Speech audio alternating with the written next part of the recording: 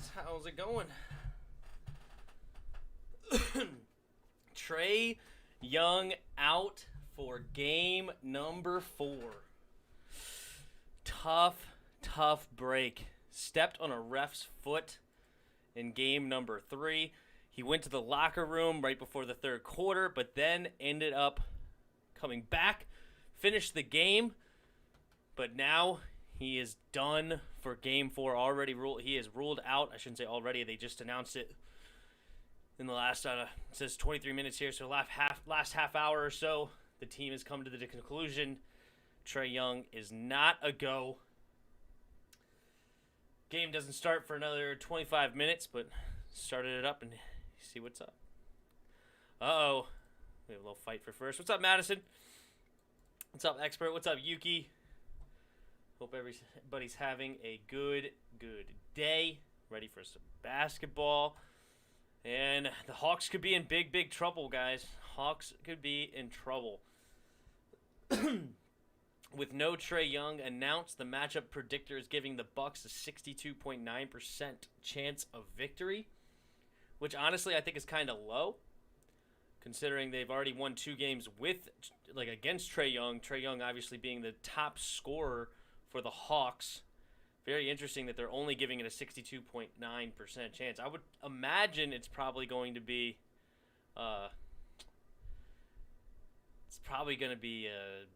not a great game. I mean, you got John Collins, Kevin Huerter, Clint Capella. I don't know, man.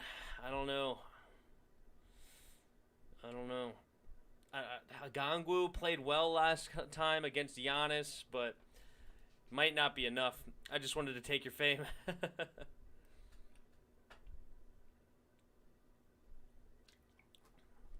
True. Lou Williams is definitely not a bad backup to have if you're Atlanta. Like, all things considered, it could be a lot worse as who your backup quarterback, I almost said backup point guard is, but I don't know. There's no way the Hawks survive this. The only way it's going to survive, apparently, is if Giannis, it says day-to-day on his status. I'm not sure what he's fighting against as far as trying to fight through injuries. But if Giannis is out, then, I mean, who knows? This game is up in the air at that point. I would still give the Bucks an edge because Chris Middleton, of what he was able to do last game, what he's able to do all season. I mean, solid, really good basketball player. But with no Giannis, no Trae Young, this game is going to look a whole lot different than normal. The Hawks are done. I mean, does not look good. Definitely does not look good. There's really no sugarcoating it. So if we look here, Atlanta star Trae Young has been ruled out of Game 4 of the Eastern Conference Final on Tuesday with a deep bone bruise in his right foot. Ow. The team announced shortly before tip-off, Young exhausted every avenue to find a way to return to play, but a severe lack of mobility and significant degree of pain made it impossible, sources told ESPN. Young will continue to rehab with hopes of Game 5 return. With 36 seconds remaining in the third quarter on Game 3 on Sunday, Young inadvertently stepped on the right foot of referee Sean Wright. Young went back into the locker room briefly before returning to the game with just under 9 minutes remaining. Young had 32 points through the first 3 quarters of Sunday's game and wasn't as explosive when he returned. An MRI on Monday revealed the bone bruise. Man, you just got to feel for the guy, right? I mean, that just sucks. You're 3 wins away from potentially making it to the finals. The first time in forever for Atlanta. When's the last time the Hawks made it to the finals? Have the Hawks ever made it to the finals? Atlanta Hawks finals appearances. It would be their first finals appearance since 1961. Wow. Did they win?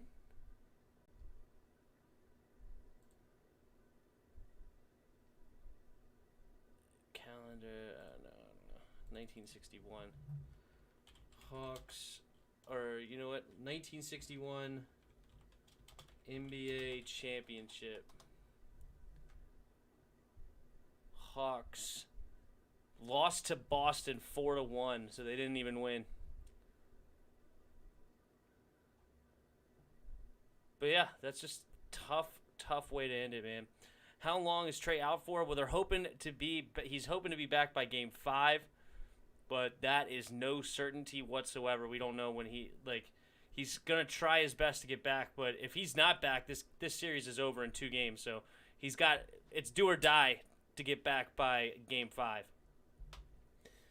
Suns at this point don't deserve to get into the finals. How you losing to playoff P and also don't have Kawhi? Good for the Clippers. That's all I could say. I mean, the Clippers fought hard last night. They played really good defense. I mean, Devin Booker's playing with that mask because I guess he hasn't fully gotten used to it yet, but I don't know. It's tough. Fun fact, Bill Russell got drafted by Hawks and was traded to the Celtics on draft night. Interesting. I didn't know that. I did not know that. Could you imagine?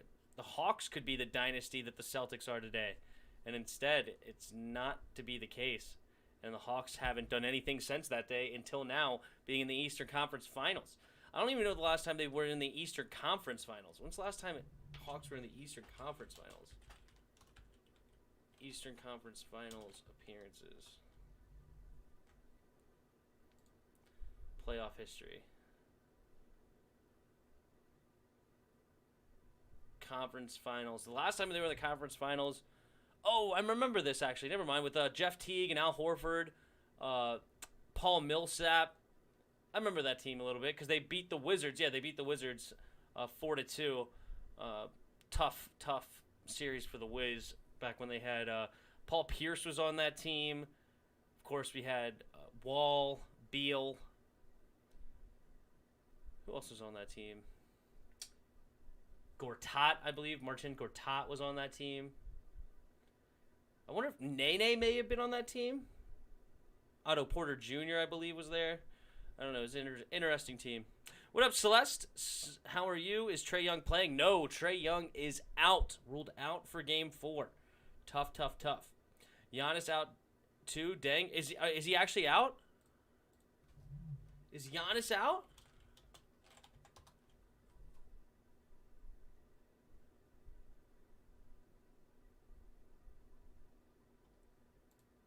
News. Is he... See which player prop bets most popular for Bucks versus game Hawks.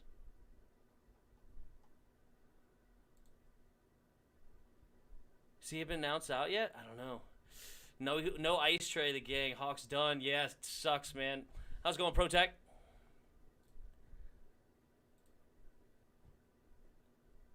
Madison said maybe she was just guessing. I guess maybe she was talking about what I said. She might be a little bit behind. I don't know. But Giannis is definitely on the day-to-day list, but it's not listed as out. Let's refresh this. Let's see if they updated it to maybe out. We look here. Still day-to-day. I don't know if Giannis is in or not. But right now, it does look like he's going to play. It's 15 minutes till tip-off. So, going to be interesting on how this pans out.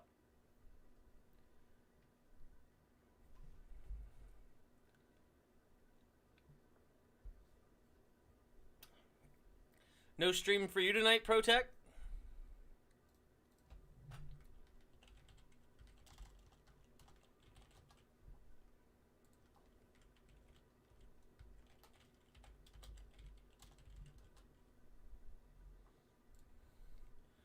Did you have anything tonight? Nope, stream one day. Giannis, 36 points, 8 rebounds, 5 assists, 2 blocks. Celeste with the predictions. They can't afford to let Middleton to make him shots. Let's retry writing that one, expert. Retry. Giannis is in. Bucks are ending this series tonight, and no stream tonight, but I'll be on tomorrow with Manny. With Manny.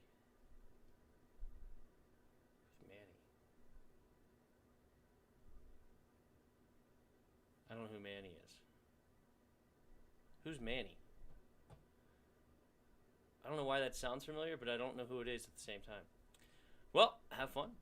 Oh, Lou Williams he's predicting a 32-point game.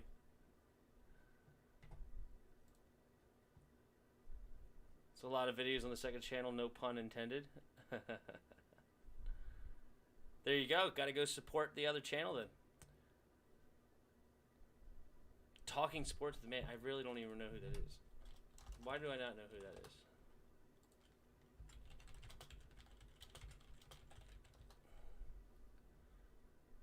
Talking Sports with Manny. Is that what you just said? Oh, I said walking. Well, there he is. Subscribe. Who's his team? He's a Washington fan, huh? Okay. Fair enough.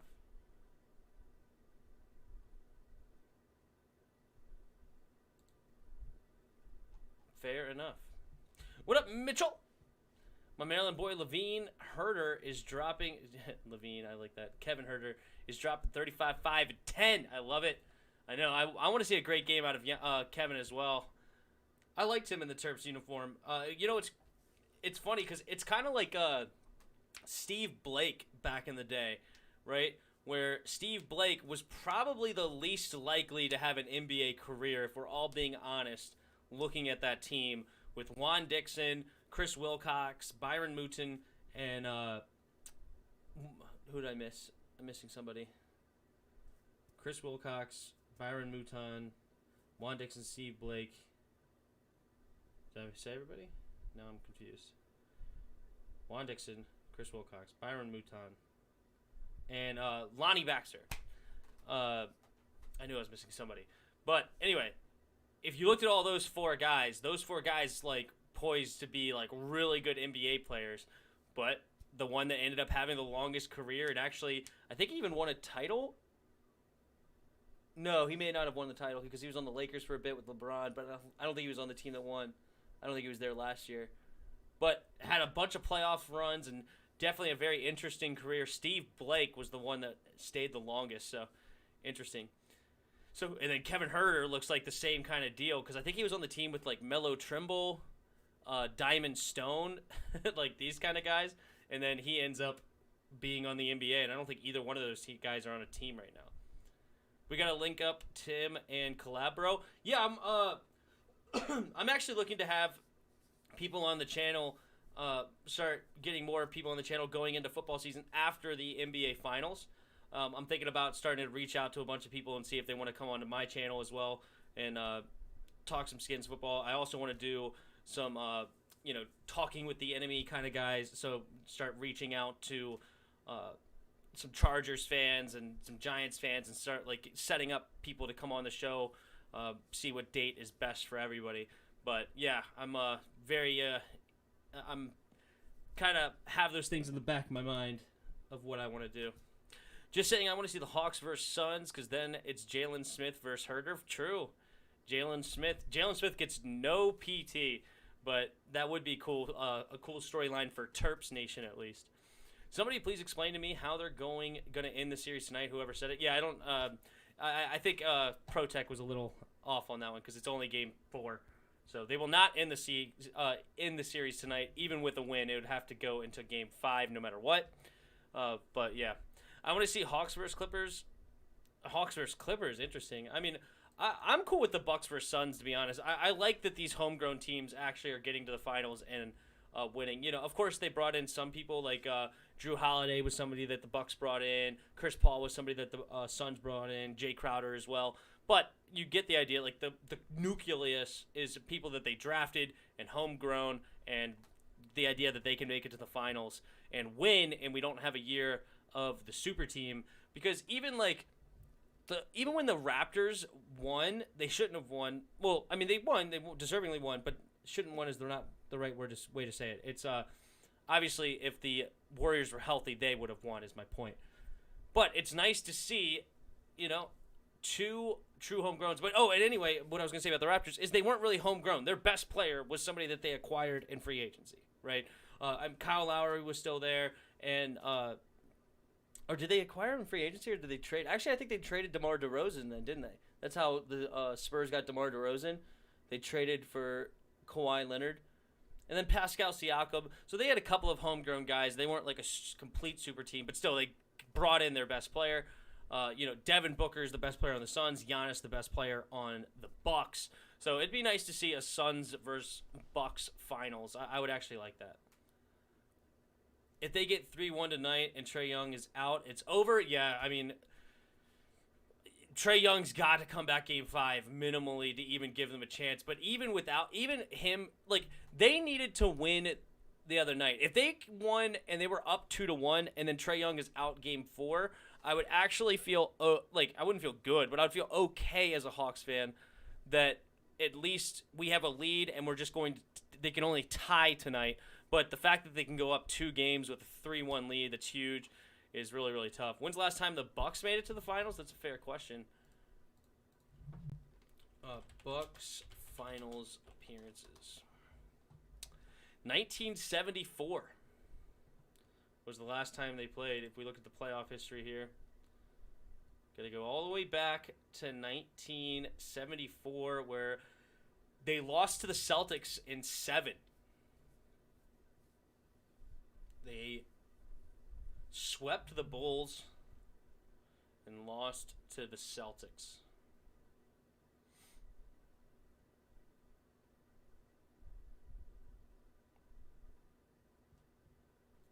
Bucks won in 1971. True. If we're looking here at 1971, you can see here they swept the Bullets 4-0. They may have been the Baltimore Bullets at that time instead of the Washington Bullets. Bucks win 121-105. I don't pause the video. Pause what video? What video am I pausing? This one? This one here? I guess I did it. I don't know. Anyway. But yeah, it actually, like, the final 4 teams remaining, none of them have won, like, even been to the championship forever.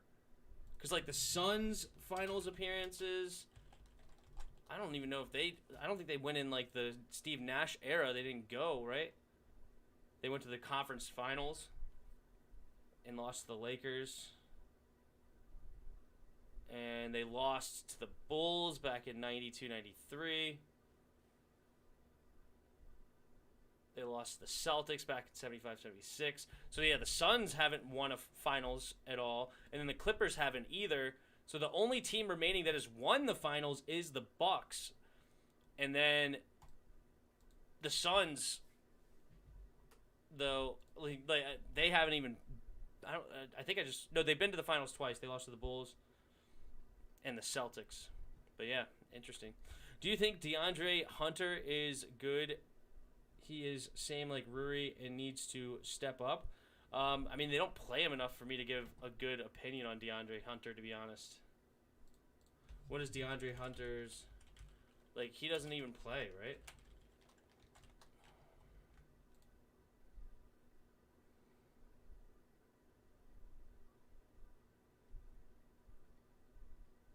On the Hawks right now. So in 2021, he played... Okay, he averaged 15 points in how many minutes played? 29? It's actually not too bad. It's pretty good average for the amount of times he's played. His three-point percentage 32. Field goal is 48. But yeah, 15-point per game scorer needs to turn into a 20-point per game scorer if you lose your best player, if you want to have a chance. So him, Kevin Huerter, John Collins, they're all going to need to play the game of their lives to have a shot. What were you going to say about my prediction? Oh, I think the prediction's very, very fair. I mean, I think it might be a little bit high scoring because I don't know if any of these games have gotten that high. but the 16-point win from the Bucks is very doable. I'd probably say closer to like 112-96 is probably in my ballpark of what I think the score was going to be. Even if Trae comes back, it's still not looking good for them because that means they would have to come back and win 3 straight games for that roster. That would be very hard for that. 100% agree. Even like, I mean, it's an extreme. That's what I was saying. Like, if it was 2-1 Hawks, like if they won Game 3, then I would feel more comfortable to say, hey, they have a shot still if Trae Young can come back Game 5. But with no Trae in Game 4, and they're down in the series already, it's pretty much over.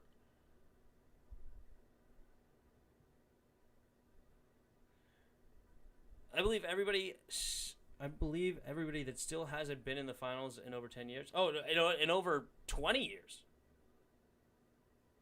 Yeah, the last person to make the finals was almost 30 years ago, and that was the Suns. Hunter plays defense. Rui's a liability on defense. Well, the whole Wizards team is a liability on defense. Oh, the whole Wizards team is a liability.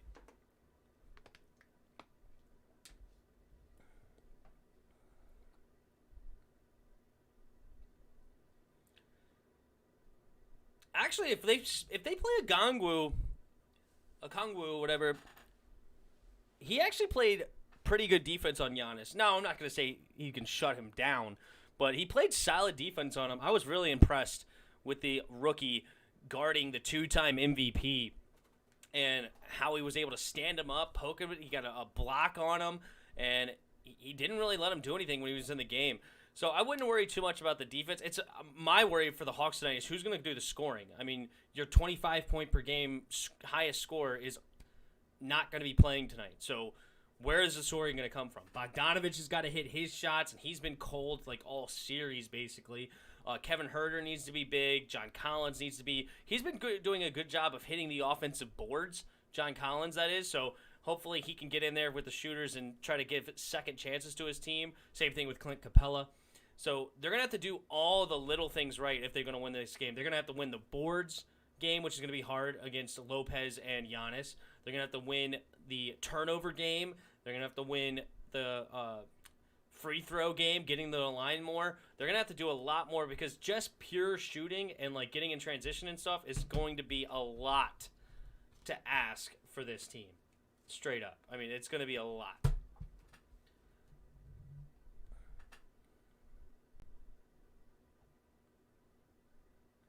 I feel like Hunter is, like, is he even healthy? Like, I feel like he hasn't even played the last couple games. Am I wrong? Like, if we go here, we go NBA scores, go a couple nights ago. How much did Hunter play?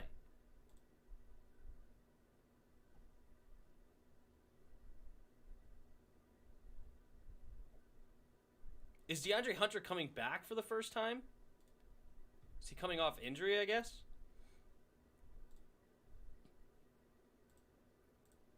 When's the last time Hunter played in the game?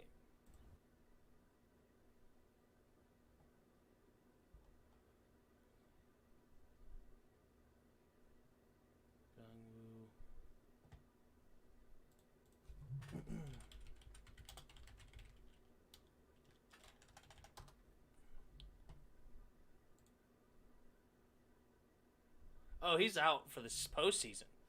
I was like, I haven't seen anything of him in this postseason. I was wondering what that is. So he's not even going to play.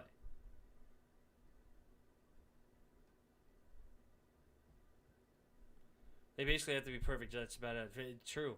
Wizards are going to try to trade for Dillon Brooks and Jonathan Isaac, and Gafford needs to start.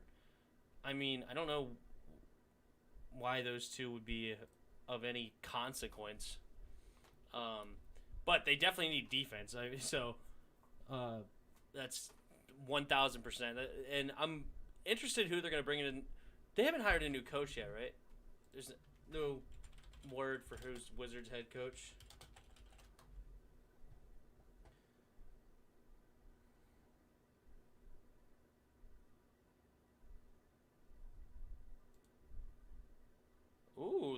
talk about maybe doing a female head coach.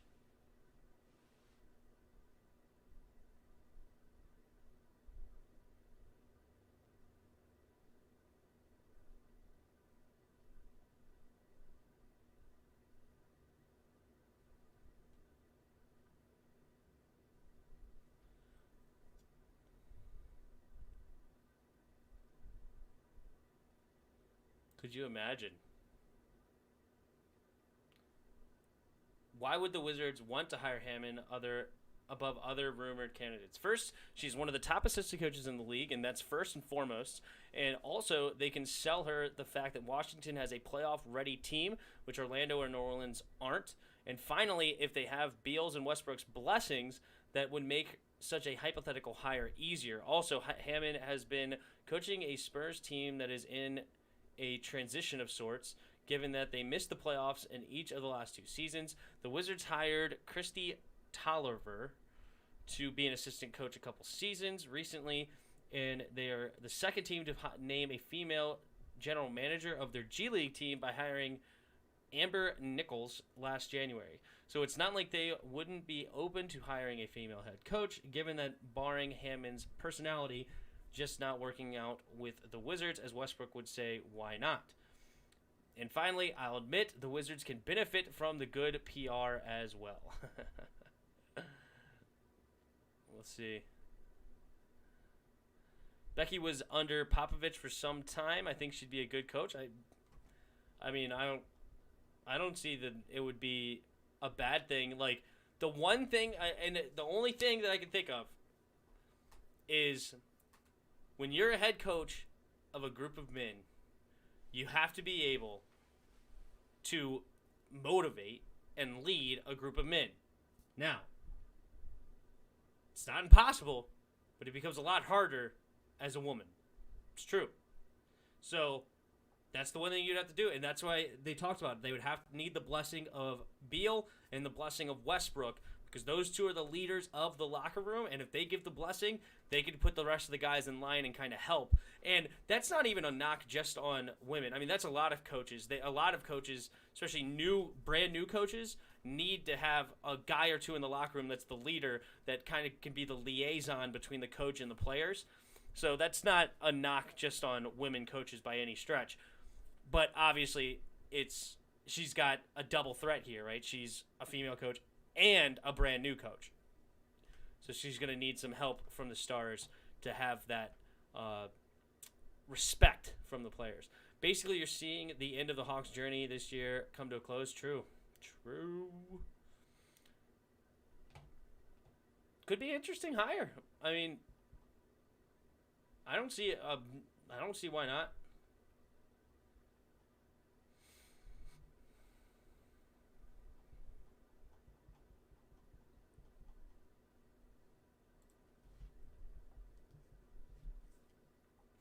Chris just texted me saying, "Come on, Capella."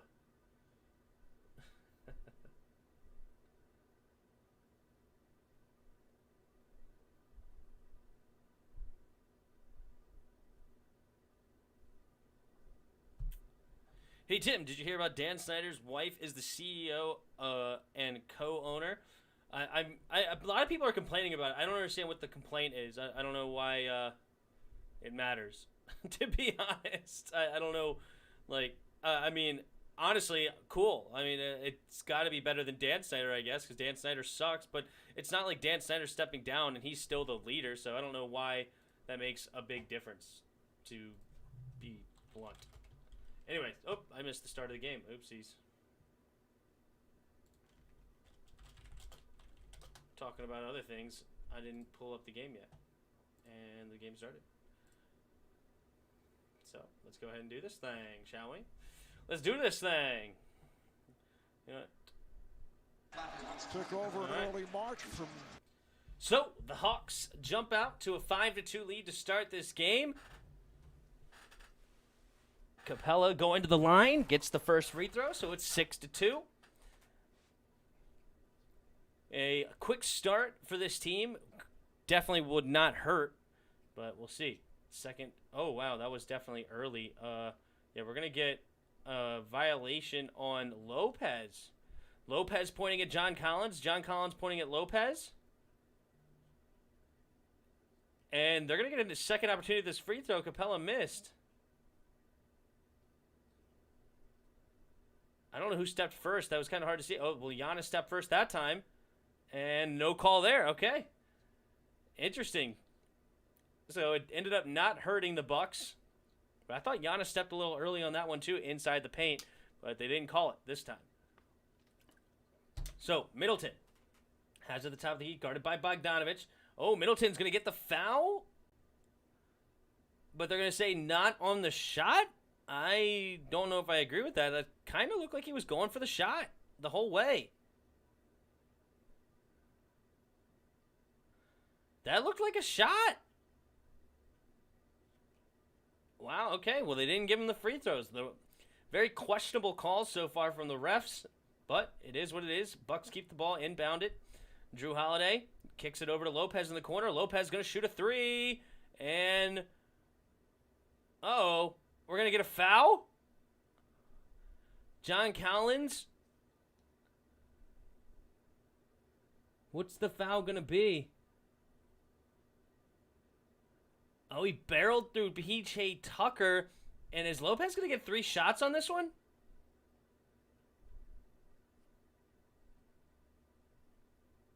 Another very confusing call coming down right now. What in the world is happening? Lopez is not... Nobody's happy. Collins is not happy he got called for the foul. Lopez is not getting the free throws again. I mean, it was clearly on the shot.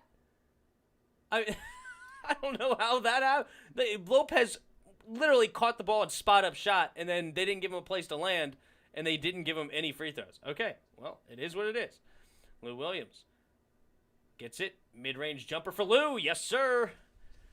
Nice shot there. About a 20-footer. 18-footer, maybe. And it's a 8-2 lead for the Hawks. Drew Holiday getting it. Trying to get it to Giannis. Stolen by Collins. Collins is going to give it to Lou Williams to bring it up court.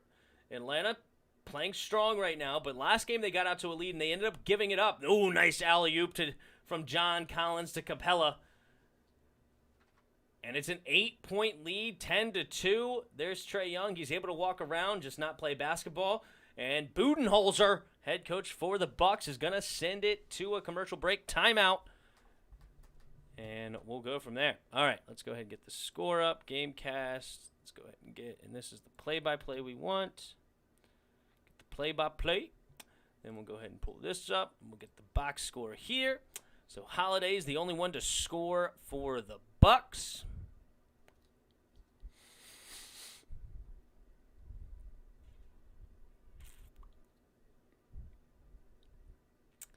Meanwhile, everybody's getting in a little bit of scoring except for Collins right now. Capella's 1 for 1. Williams is 1-1. Bogdanovich made a 3, and Kevin Huerter's 1 for 1. So there you go. And Tim, I'm not done yet. Yes, Curse is not dead yet. Tim, we can't see the score on the screen. Sorry to be rude. No, definitely let me know as soon as you notice something. So definitely not being rude. I'm glad I fixed it though. What do we got here? So we got 5 people watching. Appreciate everybody stopping by. If you don't mind hitting that like button, helps the algorithms.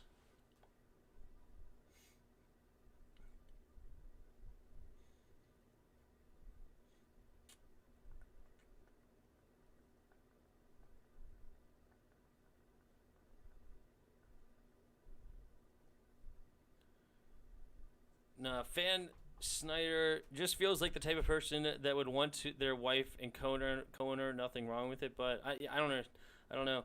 That's why Brad didn't want to coach us anymore. He wasn't respected in the locker room.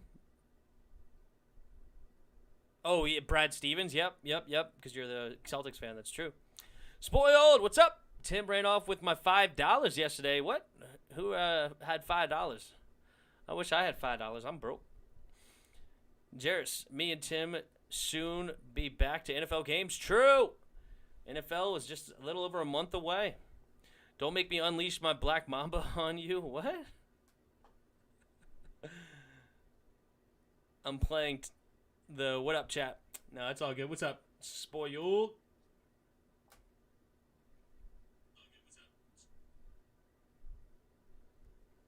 Oh, I got a dislike. Wow.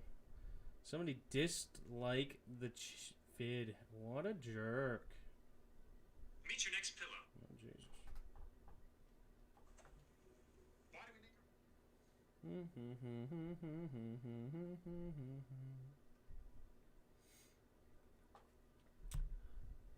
White rice, huh? I don't understand.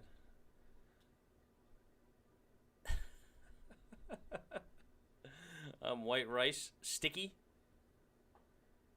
Jeez Louise.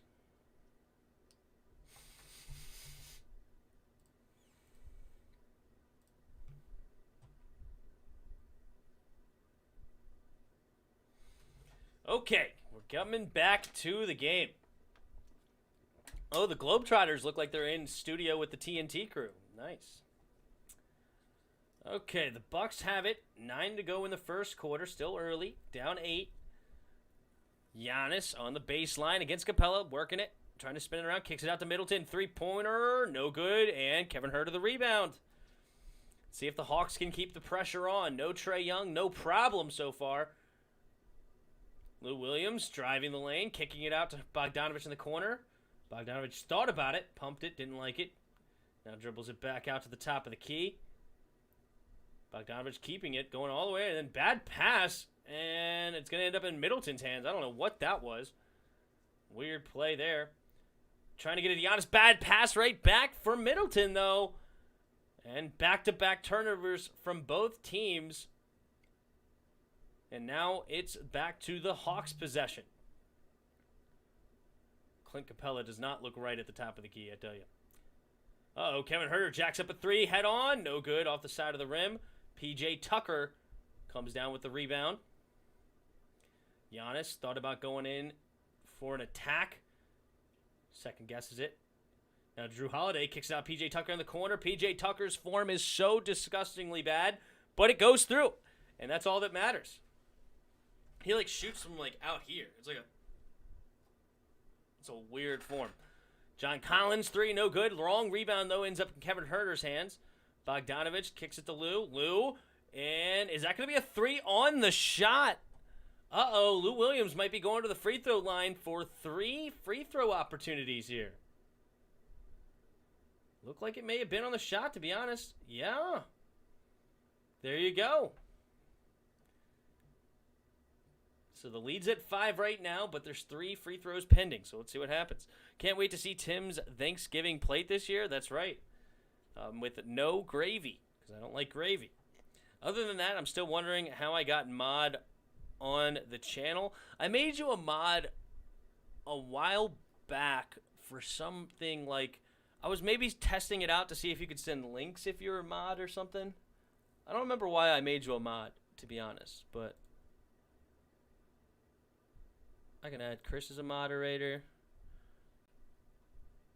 I'll add Madison. She's usually here as a moderator.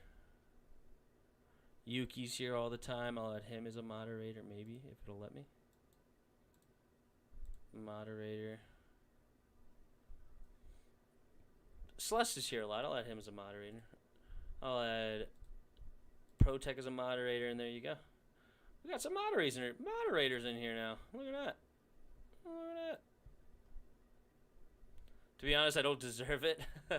I think it was to test something, and I made you a moderator for some reason, but I don't care. It doesn't matter. All right. Giannis gets the rebound. He tries to go coast to coast. Good steal by Bogdanovich, and he saves it from going out of bounds. Just took it away from Giannis. Lou Williams made 2 out of 3 free throws. Now Lou Williams knocks down a 3. And Atlanta jumps out on the Bucks with a 10-point lead with 6.5 to go in the first quarter, 15-5.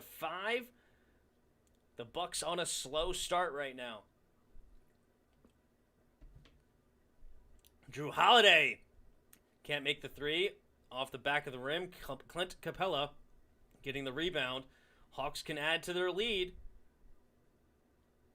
Lou Williams kicks it to Huerter. Swings it over to John Collins. John Collins to Bogdanovich. Bogdanovich trying to drive. Drives and kick. John Collins 3. Off the back of the rim, no good. Giannis the rebound. Giannis. Oh, alley-oop attempt to Lopez. Yes, sir. Lopez slams it home. Good pass there by Giannis, looking like a little point guard. Uh-oh. The lanky power forward may have a new position. No, I'm just kidding. Here we go. Bogdanovich. Fade away mid-range. Off the side of the rim, no good. Oh, Collins jumped too early, and he ended up missing the rebound. He was right in position to get a quick, easy putback, but he jumped too early and it hit the rim one more time. Ruined the mojo. Oh, my God, Giannis. Giannis just airballed it, and he got saved by Chris Middleton, who saves the ball from going out of bounds, kicks it right to P.J. Tucker. Easy layup. Wow. Very fortunate for the Hawks there. No, the Bucks, rather. Giannis completely airballs the three. And the Hawks will use their first timeout with 5:05 to go in the first quarter and a commercial break pending. What are you guys saying over here? Tim, do you like strategy games? Yes, I like strategy games. We should have a contest on who has the best Thanksgiving plate. You down? Sure. We can make a Discord category in there.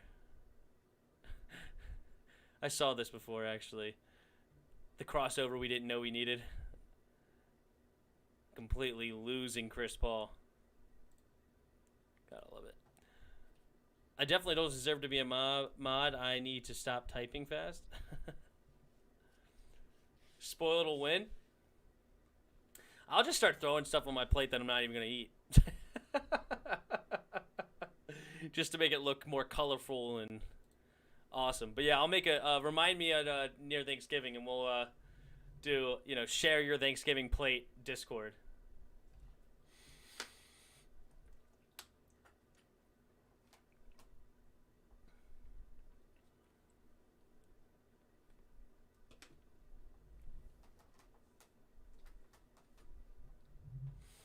Maybe I'll just make it an arbitrary of, I pick who I think is the favorite or the best and go from there.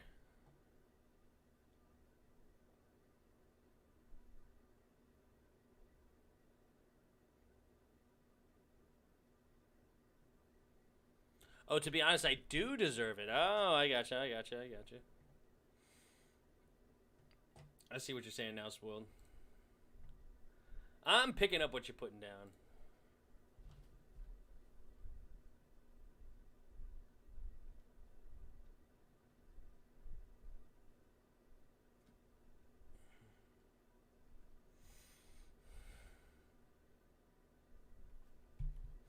Tim fam, do I have to watch NFL games on tablet because I have cable? You may have to, because I'm tired of you always being ahead of me when I'm trying to call the games.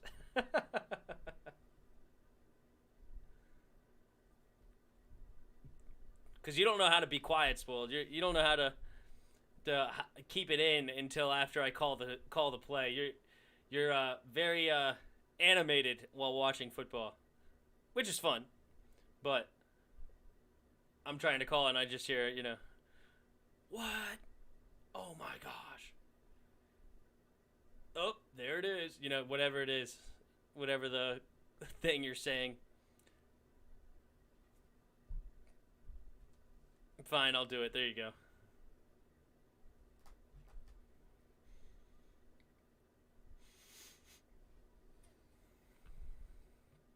Simply safe.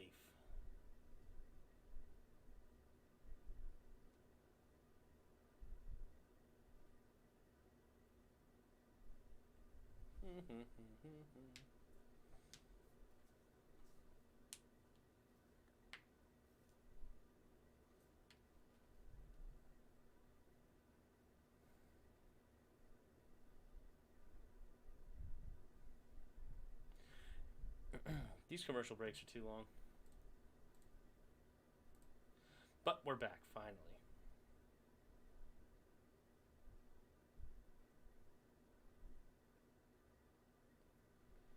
I don't know what that was about. Okay, cool. Let's go here. All right. Uh-oh. John Collins falls to the ground, and it's going to be a 24-second violation. Wow. Okay. Bobby Portis enters the game for the Bucks. And the Hawks bring in Cam Reddish and Kendrick. No. What's this guy's name? Is it Kendrick Dunn? No, Chris Dunn. Excuse me. Chris Dunn. It's Kendrick Nunn down in Miami. That's what I got it confused with. All right. Chris Dunn comes in. All right. Middleton. Get it on the block. Fadeaway jumper. Yes, sir. Gets it in there on Chris Dunn. Dunn passes it to Capella. Capella looking to get Bogdanovich around the pick. Does. Bogdanovich thought about the step-back jumper. Didn't like it. Now Cam Reddish has it. Cam Reddish almost lost it. Has to swing it. 5 seconds on the clock. Chris Dunn has it. Chris Dunn driving the baseline. And blocked by Lopez. Uh-oh. Here come the Bucks. Drew Holiday behind the back. Stolen, though, by Bogdanovich. Good steal. And Clint Capella has it because Bogdanovich had to save it from going out of bounds. Good defense there. Clint Capella to Bogdanovich. Bogdanovich jacking up a three. Off the back of the rim. No good. And, it's going to be a loose ball foul against Chris Middleton. John Collins tried to go for the rebound, and Middleton gave him a little shove. Middleton's not happy about it.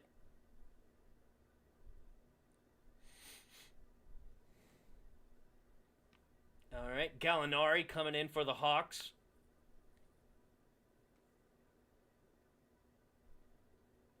All right. Reddish has it, gives it inside to Bogdanovich. Bogdanovich kicks it to Collins. Collins driving baseline, and he's going to just shoot it high off the glass. Good take there. All right, Pat Connaughton joins the game for the Bucks. So it's Portis, Connaughton, Middleton, Holiday, and Tucker for the Bucks. Gallinari, Reddish, Nunn, Bogdanovich, and Collins for the Hawks. Rebound ends up in Portis' hands. Good hustle there by Drew Holiday to keep it alive. And Collins is going to get called for another foul. Looks like that'll be foul number 2 on John Collins.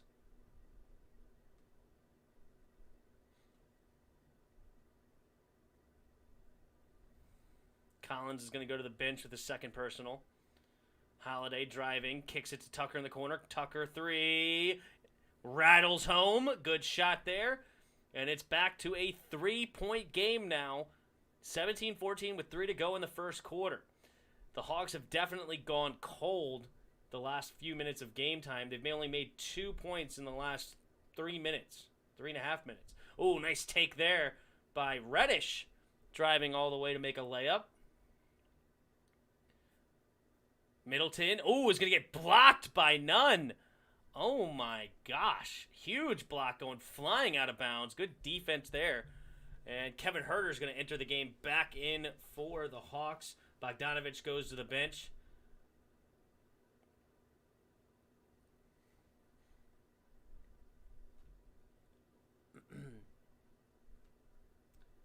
It's going to be a foul on the shot. Tough break there for Nunn. Middleton will go to the line for 2 shots now.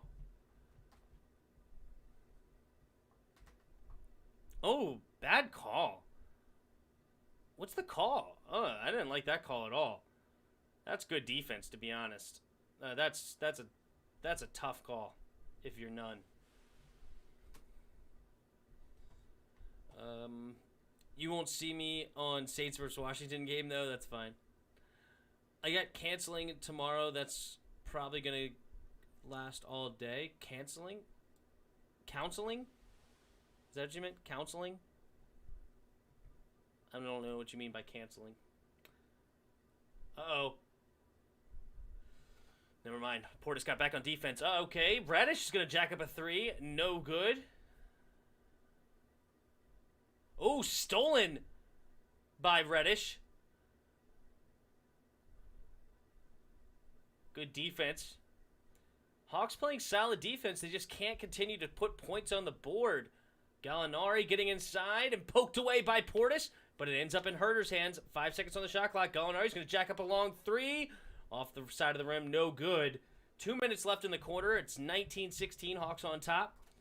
Middleton driving, up and under, layup, and no good. Reddish the rebound. Nunn attacking. He lost it. Went for the Euro step, 2-hander, and ended up just throwing it out of bounds. Tough call.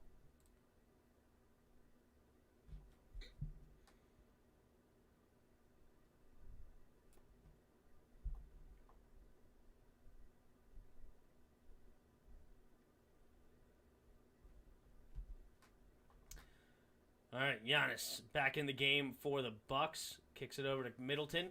Middleton back to Giannis. Giannis kicks out for Forbes. Forbes 3. No good. Could have tied the game there. Cam Reddish the rebound. Reddish. Up and under. Left hand reverse layup. No good. Giannis gets the re. Bucks kicks it out. And Portis left wide open for three-pointer. Bang! And it's a 19-19 game. And we only have a minute left in the first quarter. Extremely low scoring right now. The Bucks are on a 14-4 run in the last 5 minutes. Gallinari 3. Yes! There's the bottom of the net for Gallinari. And it's 22-19. Back up to 3-point lead.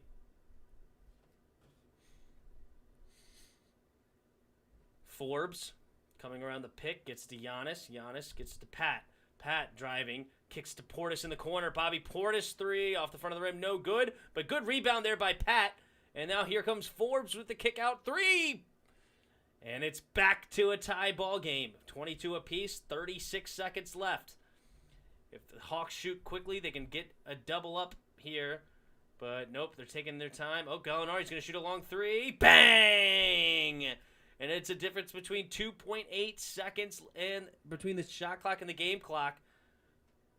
Middleton will slow it down here. This is an interesting game, definitely. But then again, you would like to have seen a bigger lead for the Hawks because I think eventually the Bucks will run away from this game, but we'll see. Ooh, great block by Reddish. And here come the Hawks. 5 seconds left in the quarter. Kevin Huerter going to jack up a 3 off the front of the rim. No good. Giannis the rebound. And that will be the end of quarter number 1. 25-22. Hawks on top by 3. Pretty even distribution of scoring for the Bucks. Leading scorer of 8 points right now. Middleton has 4. He's 1 for 6 from the field, though. Giannis has no points in the first quarter.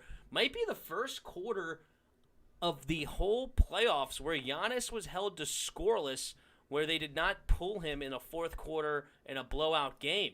But, wow, in a first quarter, scoreless for the two-time MVP. Meanwhile, the Hawks also have an even distribution of scoring. Lou Williams has 7. Gallinari has 6 points off the bench, 2 threes. Capella has 3 points, 3 rebounds.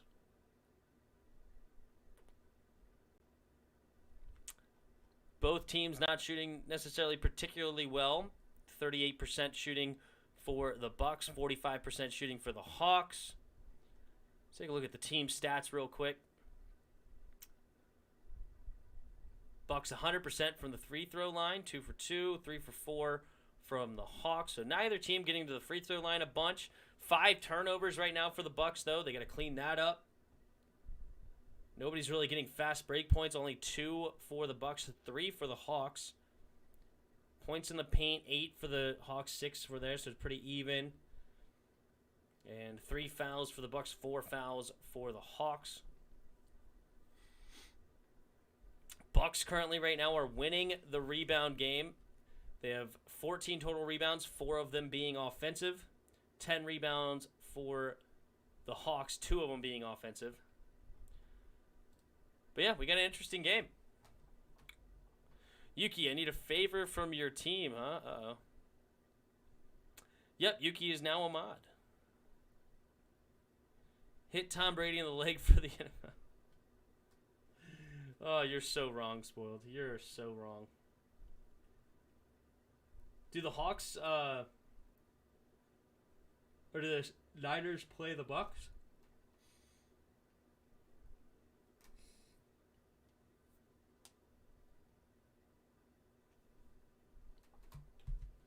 All right.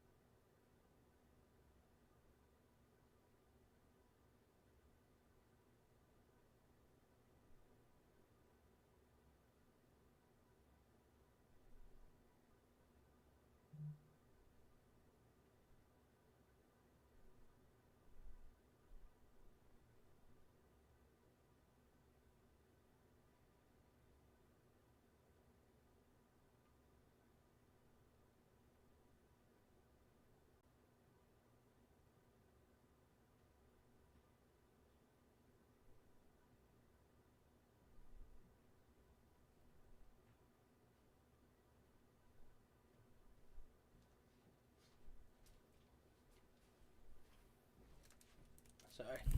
Getting some water and stuff. Okay. We're back in this game. Drew Holiday missed the fadeaway jumper. Gallinari.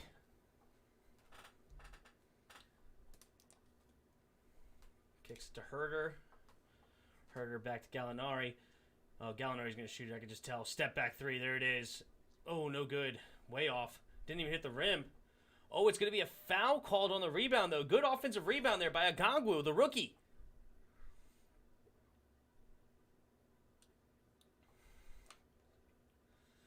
Agangwu plays great defense, dude.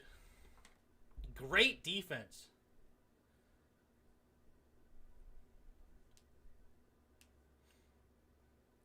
Kevin Herter, jab step, guarded by Pat.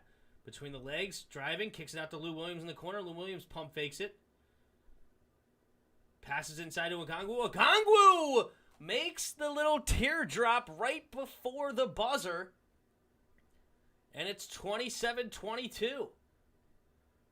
Oh, good pass inside to...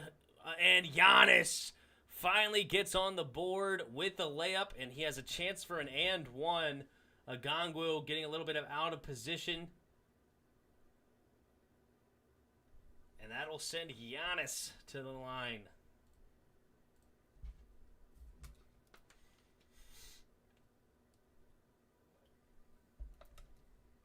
Tim, how do you feel about playing tight end for the Cowboys? I would quit. I would never play again. I'm kidding, though. Brady needs to retire already. I'm not looking forward to it tomorrow. Well, good luck, Madison. Whatever. Giannis just airballed another free throw. Giannis just airballed another free throw. Okay, who's the rapper that keeps showing up on TV? Or whoever it is. It looks like a rapper to me. Atlanta rapper at Hawks game. Quavo. Is this him? Quavo?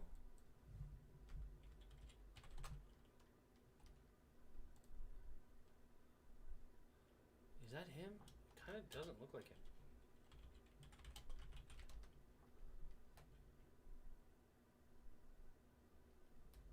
No, it's not him. I don't think so. Nah, that ain't the guy I'm thinking of.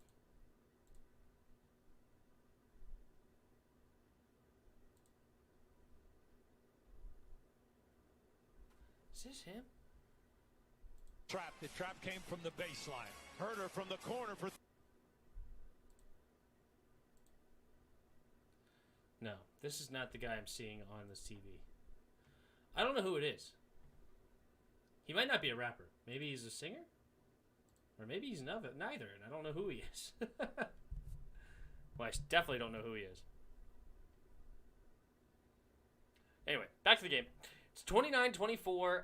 Hawks on top. And Drew Holiday makes the first free throw.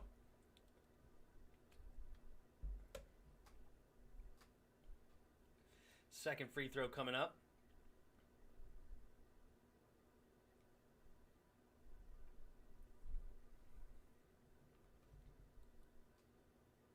So we got Forbes, Connaughton, Lopez, Holiday.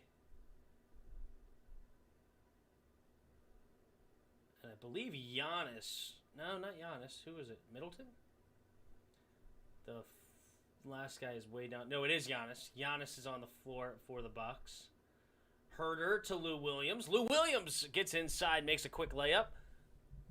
So it's 31-25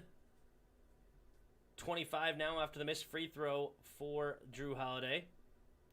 Forbes loses it. Ends up going right to Pat, and Pat's going to shoot a three.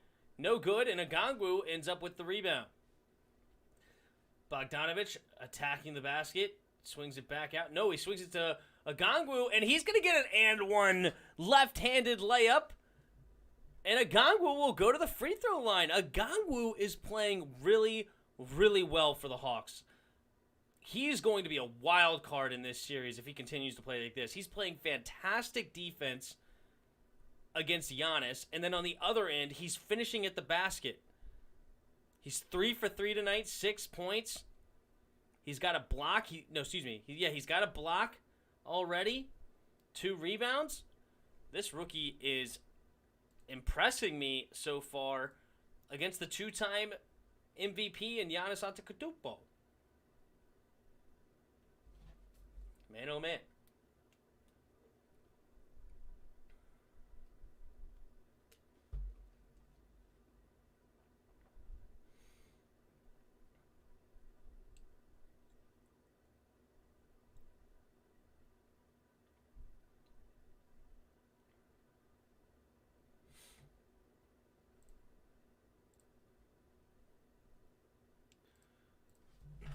Take a look at my fantasy baseball team real quick during commercial break. So it's 33-25 and a free throw pending. Hawks are holding their own even without Trae Young. It's pretty impressive.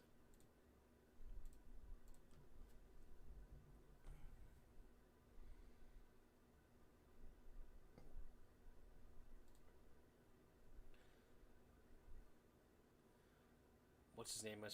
Marquez might be having a good game.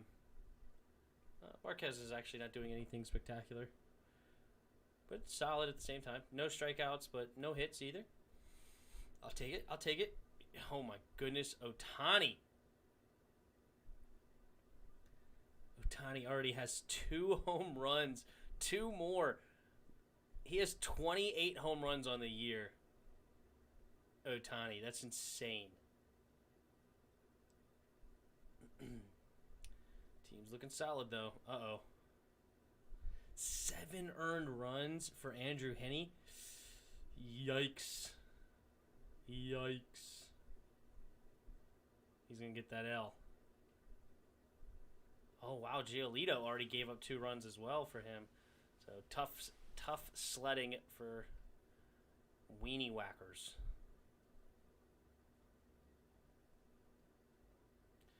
My team's actually just having an okay day. They're not doing anything special either, but should be enough to beat this guy.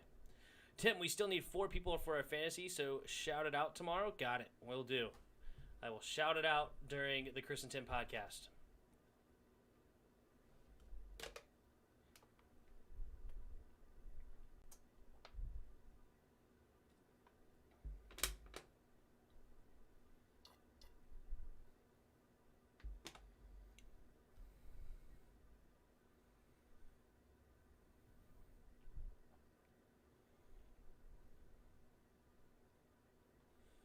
Man, these commercial breaks are like years. Tough.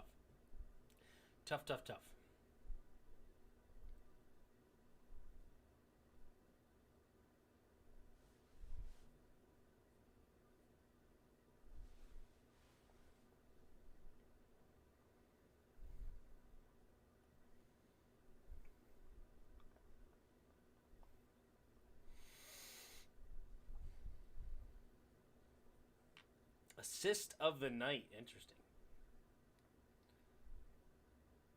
Lou Williams to a Gongwu.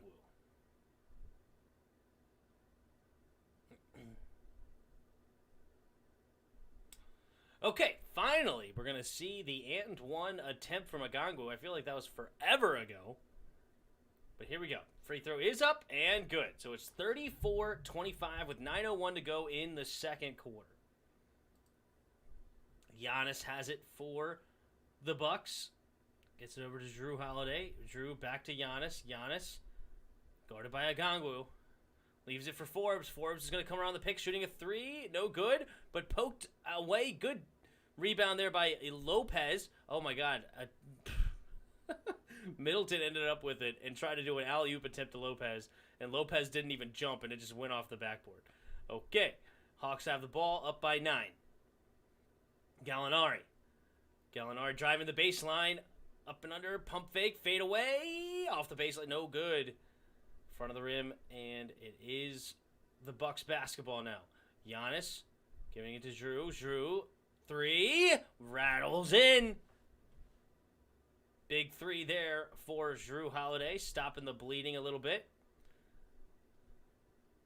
Kevin Huerter's going to walk it up for the Hawks. He's guarded by Middleton, getting a pick from Agangwu. Ooh, Agangwu just shoved the heck out of Middleton and didn't get called. Fortunate call no call for the Hawks there because he definitely put both hands and gave him a little shove. Herder going to drive to the basket and get the layup, so it's 36-28 now.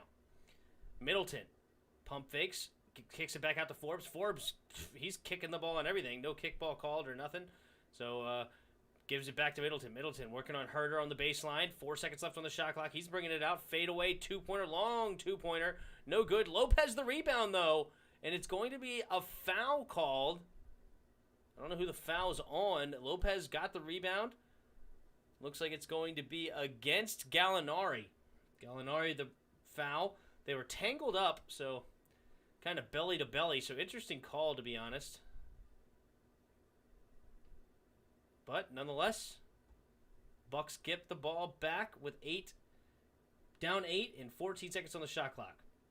Drew Holiday, guarded by Bogdanovich. Gets a pick from Lopez. He gets inside, shoots a little mid-range jumper off the side to the rim and no good. And Giannis almost got the rebound, but instead it pokes out of bounds, and it's Hawks basketball. Again, I won't be missing the Tim and Chris podcast because I got counseling. That sucks. Good luck. I hope the counseling goes well, though. Counseling is really, really good. It's good for people. And Reddish tries to do the teardrop. No good. PJ Tucker the rebound. Drew Holiday has it now. In and out dribble. Spin move. Nice spin move. Blocked by Okongwu. Oh, my God. Huge block. It ends up in Middleton's hands, but Okongwu sends that thing way out of here. What a block. And PJ Tucker can't knock down the three. And rebound Reddish. Gosh, you got to love Okongwu, man. Great pick. The rookie is awesome. I love this guy. Lou Williams kicks it over to Reddish. Reddish swings it to Bogdanovich. Bogdanovich, jab step, and he's going to shoot it right over Giannis. Oh, my goodness. Gave him a little jab step, shot it right over top of him, and it's an 11-point lead for the Hawks. Whoa. Middleton trying to get inside. Alley-oop to Giannis. That's how you stop the bleeding, getting it inside to your best player. 39-30 with under 6 to go in the second quarter. Gallinari getting a pick from Okongwu. Gallinari, poked away from Middleton. Good defense. Bucks have it. Middleton is going to left open for a long two-pointer. No, it's going to be a foul on the floor. Looks like they fouled Drew Holiday before he made the pass. So that'll be out of bounds. It says they're in the bonus now, but I think they just got into the bonus with that foul. So I think that's not going to put them on the line. That's still going to be a inbound pass. We'll see.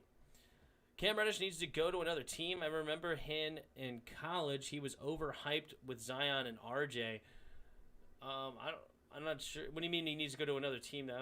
We'll see what happens with him here. But he seems to have an okay night. I have to look at it. Nah, he's 1 for 4. Meh. It's only 2 points. 1 assist, 1 rebound. No, sorry. Yeah, 1 assist, 3 rebounds, 1 steal, 1 block, though. I don't know. He's playing okay. Not great offensively, but he's got some good defense going on, good rebounds.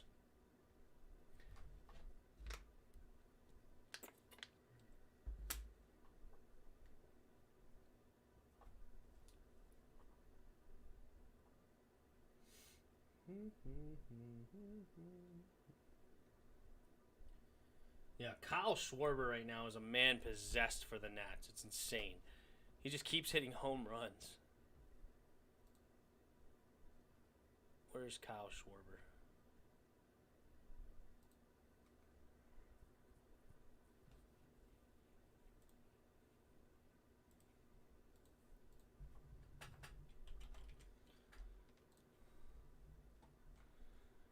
Kyle Schwarber now has 24 home runs. Are you serious? How many fantasy points is he up to now?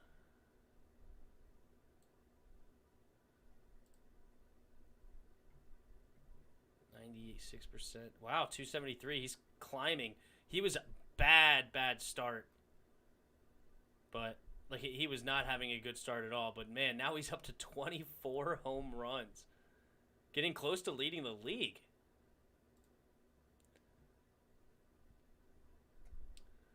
All right. Oh, stolen by Cam Reddish. Cam Reddish now is going to go the other way and slam it home. Hey, well, there you go about Cam Reddish, bro. Cam Reddish got the steal from Middleton and gets the layup on the other end. It's 41-30. Hey, Tim, as of right now, looking pretty good. True. Duncan, how about them Nationals? Yeah, I just saw I got a notification from the MLB that Kyle Schwarber did it again. You think Marvin Bagley has potential? I haven't followed much of Marvin Bagley at all, to be honest. Marvin Bagley, I know the name, but I don't know enough to give a good opinion on him, to be honest.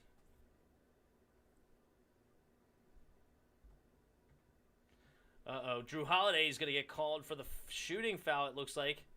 Looks like Lou Williams will go to the free throw line. And may have been... Oh, no, it was on the pass, so it might be an inbound play. No, it sends him to the line. Lou Williams will have 2 free throws, and he makes the first one.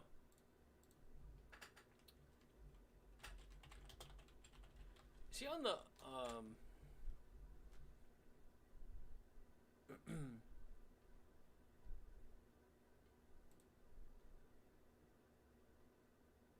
So his average is 14.5. He's on the Kings. I don't remember the last time I watched a Kings game. I'm not gonna lie to you. I don't remember the last time I watched a Kings game. I have not watched a lot of De'Aaron Fox or anybody. Like, a Kings game I have not watched. Kevin Huerter pump fakes it, gives it back to Lou. Lou's gonna drive all the way, leaves it for Capella. Capella somehow gets a hand on it. And, he misses the layup. And it's going to be a foul call, though, so Capella will go to the line for 2 shots. The whole Bucks team exploded saying, yo, where's the foul? It's going to be off of Pat Connaughton, sending Capella to the line. Good hands there by Capella to save that. He barely got a hold of that thing and got it back and ends up going to the free throw line. Hey, Jairus, we will still need 4 more. We got 1 more month left.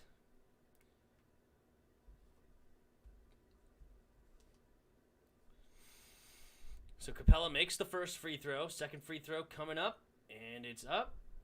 And good from the big man. 45-34, 3:50 to go in the second quarter. Drew. And it's going to be a foul against Huerter. And the Bucks are in the bonus, so they will definitely go to the free throw line. Drew Holiday with 6 points on the night. Make that 7. I'm not a Kings fan, but I remember when they used to have Kevin Martin, who was great. I remember Kevin Martin. No, Kevin Martin. Dude, it's funny. When you said Kevin Martin, I definitely thought Kenyon Martin. So I don't even remember Kevin Martin.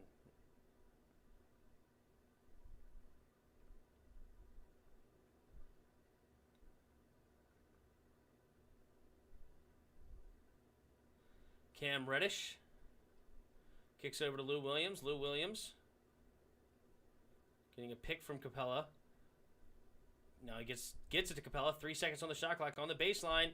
And he's going to attack and get the layup. No, it's going to be a offensive foul. Late call, but they do end up making it. Drew Holiday kind of leaned into him on that one, but nonetheless, I think it was a fine call. He kind of jumped into him. It was funny. But sold it and did a good job of it. And it's going to be a turnover from Capella. Middleton shoots the 3 off the front of the rim. No good. Lou Williams to just... Oh, no. Oh, Lou Williams is going to get a chance at a layup, maybe? No, Giannis is there to stop him. Lou Williams... Hey, little fadeaway jumper from Lou. So Lou had a chance at the first rebound, poked it up. Then a couple of other guys poked at it. And what happened? I don't even know what just happened. Giannis missed it, got blocked. Got blocked, it looked like. Oh, no, it's going to be... Oh, it's going to be a... what do you call it? Basket interference, a goaltending call. Yeah, there it is. Goaltending violation. I'll start putting links back in the Discord. Yes, do that. John Collins kicks it to Herter.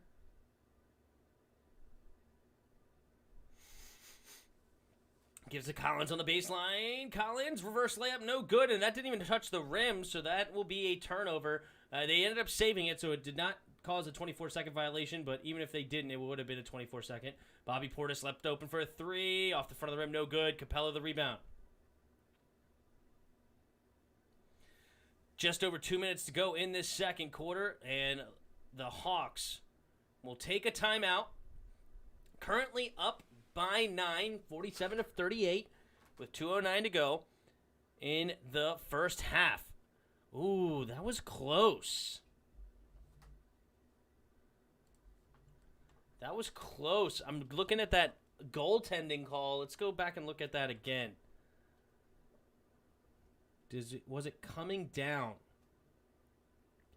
Giannis. Oh, I think that's a block. Oh, I don't like that call. I really don't. I don't think it was coming down yet. I think it was at the top of it. That's a block, dude. That's a block. I mean, maybe that's just me, but to me, that looked like a block. What up, Yuki? We ready to watch some videos at halftime? What do we got here? Reaction videos. We got a schedule prediction maybe for the Skins. We got football analysis for NFL teams that will make the playoffs after missing it in 2020. Okay, interesting. It's an interesting video. Jackson Kruger, Sports Productions, the top 10 wide receivers right now. Can you put Julio still in the top 10? Probably still top 10, but he's falling, dude. He's getting older. He's still super talented. I guess Julio's probably still in the top 10, but there's some young receivers that are really stepping up right now. Oh, 10 NFL players. Luzza said the 10 NFL players are shockingly older than you think. I like this video first. We're going to watch this one.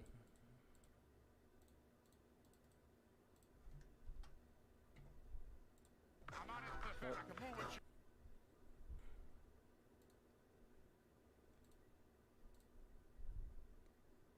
2020 was a...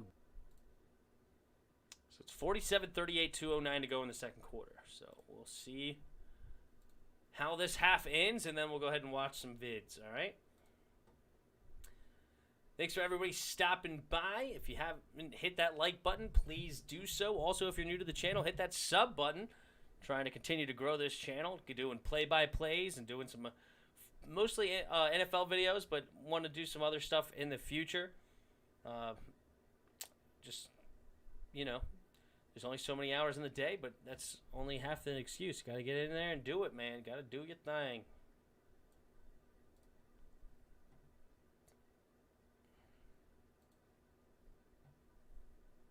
For a second, I thought you lost hope for the Bucks. Who lost hope for the Bucks? The Hawks had a big lead last time. The Hawks had a huge lead last game. If we look at it, go back to this. They may have had like an 18-point lead at some point or something crazy like that. Early in the game, they had a 15-point lead. And then they had an 8-point... What was this lead? This lead looks kind of big. They had a 10-point lead in the second quarter. So, Hawks led most of that game and even had a 7-point lead in the fourth quarter, but then Middleton just went berserk. Middleton was just doing all sorts of stuff. So...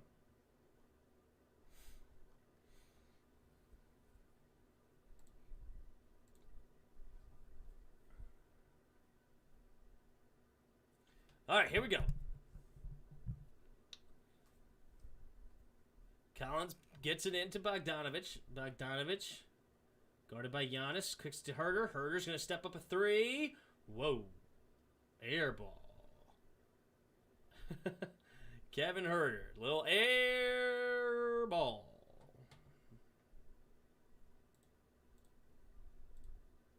All right. Drew Holiday kicks it inside to Giannis. Giannis is going to shoot a fadeaway. No good. And Collins ends up with the rebound. Bogdanovich gets to Capella. Capella to Herter. Herter guarded by Giannis. Oh, he gets to Collins on the block. Collins falls. Herter's going to have to do something with it. 2 seconds left. Shoots a mid-range jumper at the buzzer at the shot clock. Nice, tough shot there by Herter. Makes it a 49-38 game. Uh-oh, stolen by Bogdanovich. Here come the Hawks. Kevin Herter. Working on Tucker. Gets it to Bogdanovich. Bogdanovich tries to slings it inside to Capella. Capella knocks it in a bank shot. And it's a 13-point lead for the Hawks. Was that Mutombo there?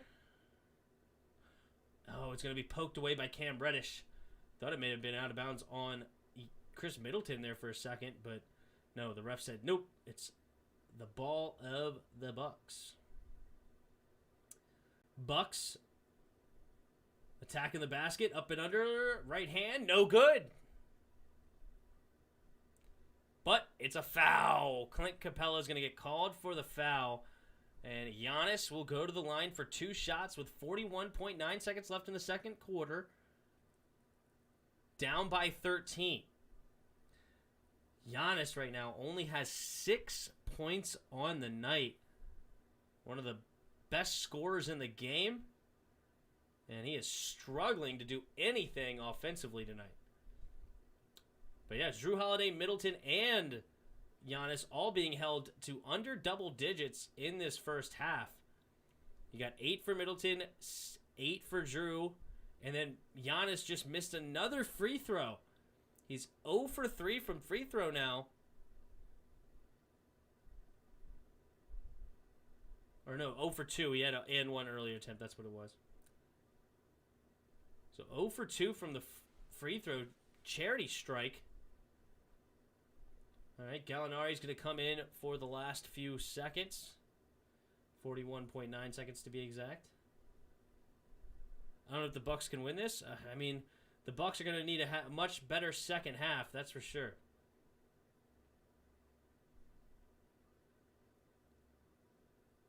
All right. Giannis. Second free throw attempt is up.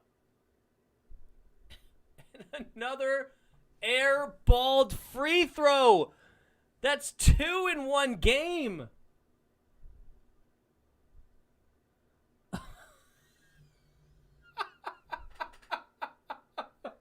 Oh my God.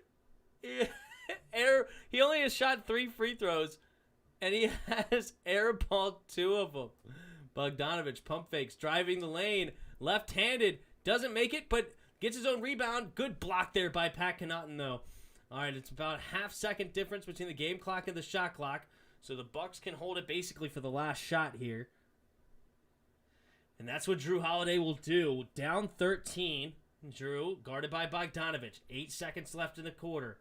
Drew looking to attack. Kicks it out to Tucker in the corner. Tucker blocked by Herter, it looked like. And Bogdanovich will shoot a three-quarter court shot. No good, not even close. Over the backboard, actually. Too strong. But that will be the halftime score. 51-38. 38 points at half has to be one of the lowest totals for the Bucks all season long. And it's due to the fact that Giannis only has 6 points. Middleton is 3 for 10, 0 for 4 from three-point land with 8. Drew Holiday is 2 for 7 with 8 points, 1 for 3 from three-point land. They're shooting 55.6% for the charity strike, 5 for 23 as a team from the three-point land, and 34% from the field. Yikes. And it's not like the Hawks are shooting that much better. I mean, 51 points and a half is nothing to, like, really, you know, it's nothing. It's not bad, but it's not great. It's not something to cheer about, It's like, okay, you got 51, so what? And there's 47.5% from the field, 29.4% from three, and 88.9% from the free throw line. They've only missed one free throw, and that was Capella. But Capella has gone 3 for 3 since that first one he missed. But yeah, here we are. Come on, Hawks, just hold on, please. Skip Baylor's voice, that's right.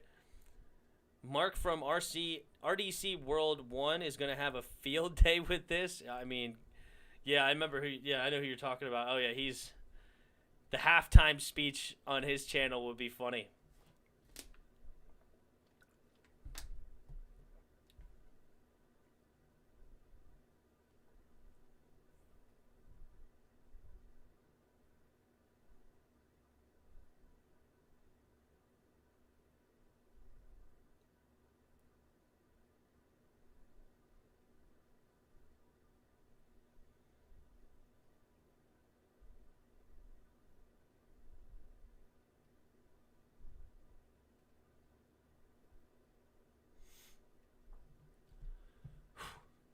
All right, we got a halftime.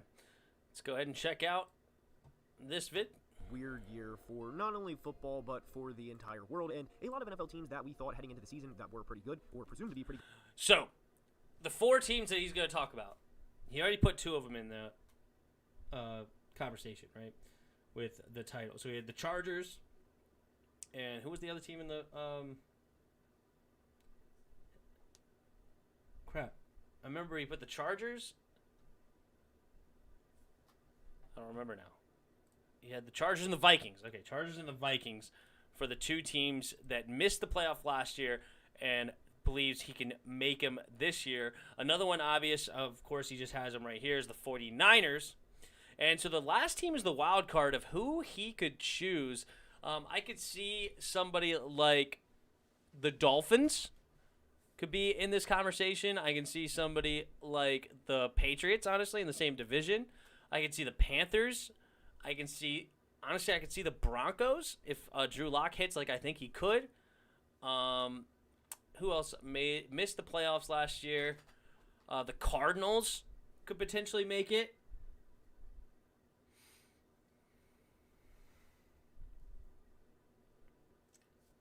I like the Panthers, the Cowboys. The Giants, for that matter, both of them missed. Both of them definitely could make the playoffs, but not really a wild card. They may be talking more wild card teams. There's a lot of different angles he could go with, to be honest. A lot of different angles. So let's see what he has to say. Did not make the playoffs, and unfortunately their season ended much before they wanted to. And in today's video, we are going to discuss several NFL teams that will make the playoffs despite not making it last year. And some teams like the Cowboys or 49ers, for example, did not make the playoffs due in large part to injury, while others just simply didn't make it due to underperforming. Now, we are going to discuss several NFL teams that, again, will make the playoffs, as in there's no maybe about it, as in they will. So before we dive into each and every one of those NFL teams, please like the video and subscribe to the channel. So he's not saying maybes, he's saying wills. Okay, so they will make the playoffs this season. So I guess definitely then we're talking Dallas because they're in a weak division, right? So we're definitely talking Dallas. He picked the Chargers. Interesting. Well, at least Chargers in the headline. And also the Vikings are in there, which that's an interesting one. Will make the playoffs. I think that's kind of strong for those 2 teams, but... And maybe even the Niners is strong. So these guys will make the playoffs. Will. And the first team we are going to start with in today's video is the San Francisco 49ers. And this team and this choice of this team boils down to a lot more than getting Nick Bosa healthy and getting the band back together and having the same success they did in 2019, again 2 years later in 2021. Because remember, they did trade all-world defensive end DeForest Buckner to the Colts, and they essentially drafted his replacement in Javon Kinlaw. But what also should be noted is DeForest was in his 5th year in 2019 versus Javon being in just his 2nd year in 2021. So I do not expect Javon Kinlaw to play at the level DeForest was during that Super Bowl run or that Super Bowl appearance in 2019, because again, that would be asinine to expect that. Now, if he stepped up and plays that well, then good for him, but I certainly don't expect that heading into the season. But the main reason that I do expect the 49ers to be back in the playoffs is, simply put, I think their roster is a top 7 roster in the NFC. So with the 7 seeds now, all you have to do is finish one above what would consider to be average, and I do think the 49ers roster all in all is above that. And even with the addition of quarterback and rookie quarterback Trae Lance, I do think that will certainly push Jimmy to play better than he ever has before. And not to say he coasted in 2020, because that was not his intention or what he did, but I do think that with Trae being there, it will be similar to what Joe Montana and Steve Young had over 30 years ago, where one pushed another to the best. So he said like he thinks they're the top 7 team in the NFC, and I'm not even going to argue that for now, but does he put them as a better roster than the Cowboys, Giants, Skins, and Eagles. If that's the case, then they have to be one of the top 6 teams in the NFC because one of those teams is making the playoffs because they're going to win the division. So they would have to be one of the top 6 teams, not top 7. And it depends on who he puts in that top 7, right? So does he put the Rams above them, the Packers, I would imagine the Bucks for sure. Then do you put like the Saints above them, the Seahawks above them with Russell Wilson? Like where do you put the Vikings in that case? I don't know if you really put the Vikings in that conversation. But yeah, if he doesn't list one of those 4 teams, there's only 12 more teams to choose from, and I got to imagine the San Francisco 49ers are in the top 6 of that conversation, right? I got to imagine that. But anyway, just a little interesting thing. We're coming back in the playoffs. We'll see. You guys have an easy schedule. We did go over that the other day, so due in large part to I like that. Given that I do think they are a top 7 roster in the NFC, even in the tough division they are going to play in, I certainly do think the 49ers will be back in the playoffs, and Jimmy G stepping up due to the push from Trae will be a large part of that. Staying out on the West Coast for the next team, and it is the Los Angeles Chargers. Now, this is pretty obvious as to why I think they're going to make the playoffs. We saw Justin Herbert have an all-time historic rookie season, and the thought process generally here is that he's going to take a step up this year and lead the Chargers from 7 wins to at least 9 or 10. And that Ever heard of a sophomore slump? Don't make predictions like that. You don't know if they're going to make it. And the AFC is usually historically pretty stacked. I mean, look at all the 10-win teams last year. One of them didn't make the playoffs, and the Dolphins, right? So who's poised out of those teams to take a big step back? Somebody probably will. But the Chiefs aren't poised to take a step back. You got the Ravens aren't poised to take a step back. The Browns aren't poised to take a step back. You have, I don't think the Dolphins are. I don't think the Bills are. So that's 5 teams right there. And then they're not winning the division with the Chiefs in there. So there's 5 teams. You could say Pittsburgh's ready to take a step back. So I will give them that team. But who else is in that? The Colts aren't looking to take a step back. I like the Colts. The Titans aren't looking to take a step back. So there's 7 teams. 7 teams right in that conversation that aren't looking to take a step back. Are they really better than those teams now? They're extremely talented. I would give them that. I think they have a lot around the whole team. Of course, I love Joey Bosa. Derwin James is going to come back from injury. They did draft They drafted Rashawn Slater, I believe, as a potential tackle or guard, but a really great offensive lineman from Northwestern. So this team's very, very interesting. There's some good pieces here, but they have a first-year head coach. I don't know. To say that this team will make the playoffs, I think is way too strong. I think they have a shot. I think if they have a chance. And if Justin Herbert plays how he did last year, he tries to limit the turnovers, but has a lot of the same stats as far as touchdowns and yards, then Justin Herbert definitely could be in that conversation. But I don't know. To say they will make the playoffs, I honestly think is strong, considering how strong the NFC or the AFC is. The AFC is in general. Steelers will have a step back. Yeah, I think that they're like the only team. Lamar improved in 2019. That was his sophomore year.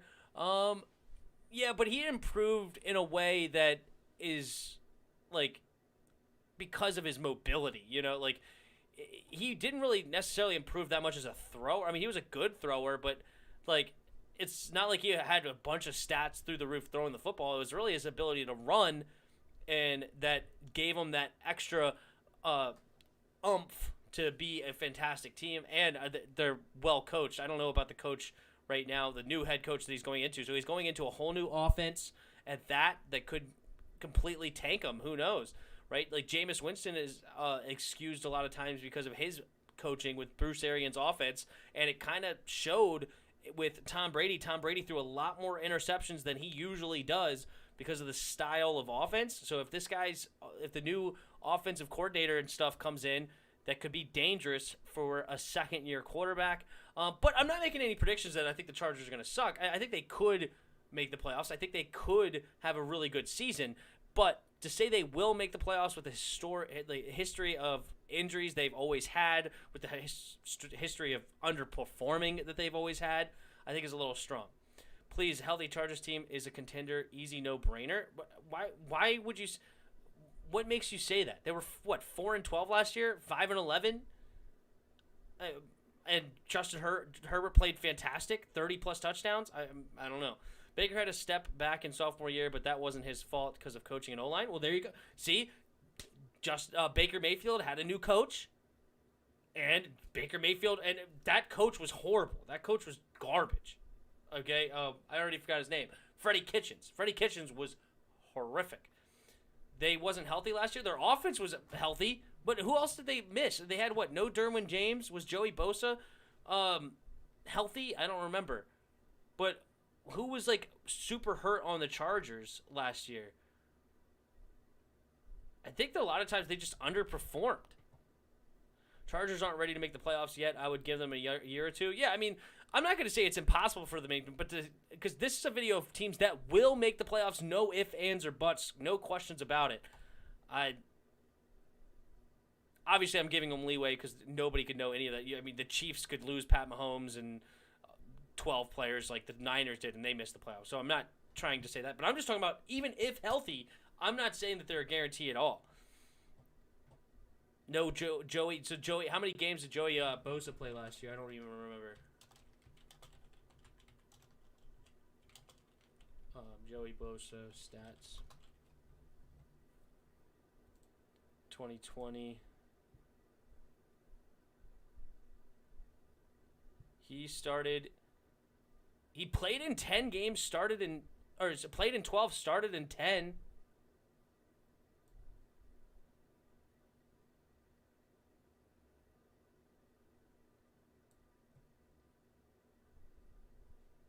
Don't sleep on the Bengals, guys. They could make... Yeah, the Bengals are definitely a team that who knows what could happen. They're in a tough division, though. Yeah, I would hate to be in their division. Well, I mean, I would hate to be in their division, period, because their division's tough. Every team could make the playoffs in that division. So, but yeah, I was just talking about the 7 teams that were right there in contention for the playoffs last year, and none of them took a step back, right? Except for the Steelers, but Dolphins could easily take their place they had a 10-win season, so who knows? The Bengals aren't going to make the playoffs this year. Yeah, again, they're a team that definitely could miss the playoffs because of how stacked the AFC is. They're super top-heavy, and there's a lot of good teams up there. But I don't know, like the Chargers, I don't even think the Chargers won that many games with Joey Bosa. Chargers record with Joey Bosa 2020. No. I like that NBA website that does that kind of stuff. But anyway. What's the game? Nope. Game hasn't started up again yet. Still halftime.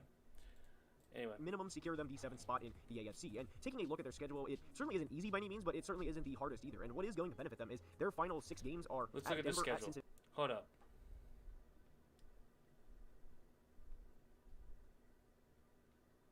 So they have to play our division. They have to play the Chiefs twice always. They have the Raiders and the Broncos twice.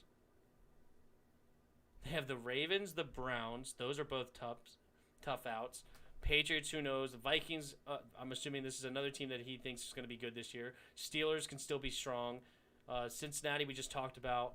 Giants are going to be looking much stronger. We're going to be looking stronger. Dallas is going to be looking a lot stronger.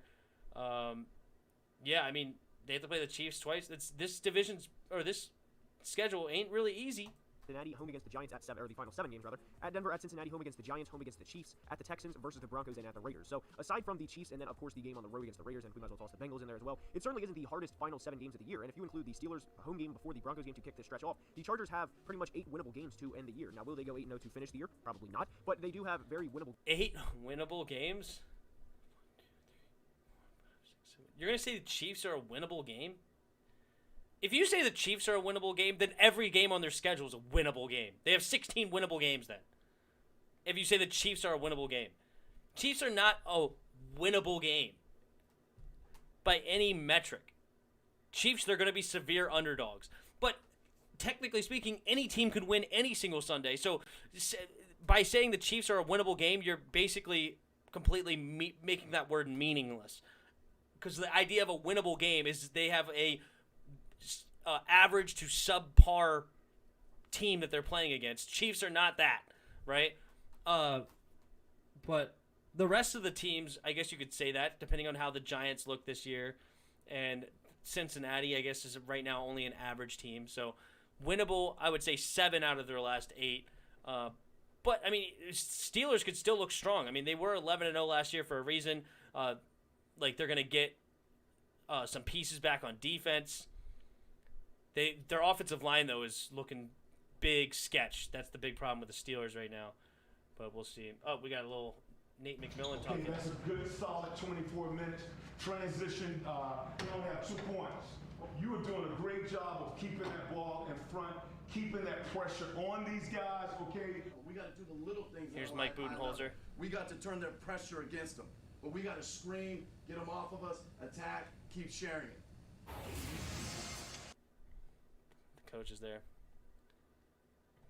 Games down the stretch of the season, and the only thing that's really going to hinder them in their progress in their So he stadium, says the and of course, Vikings. most notably Alvin Kamara's 6th rushing touchdown day. And then who's the other team that he Times in said? his career, and very likely Dallas, Pro Bowl yeah. as well if everything goes according to plan.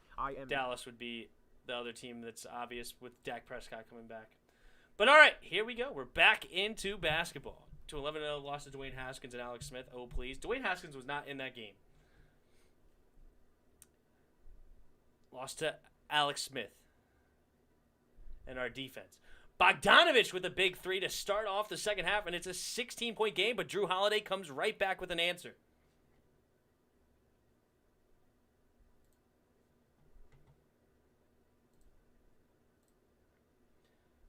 So it's 54-41, Hawks on top. Drew Holiday, nice pass. Oh, big block there by Giannis. And what's going to happen here? Confused. Giannis, though, blocking Clint Capella right there at the rim. Great block. Giannis attacking, and he slam dunks it over John Collins. Using that length. Well done. So it's back down to an 11-point game. Lou Williams is going to get fouled on the reverse layup by Lopez, so Lou Williams will go to the line for 2 shots.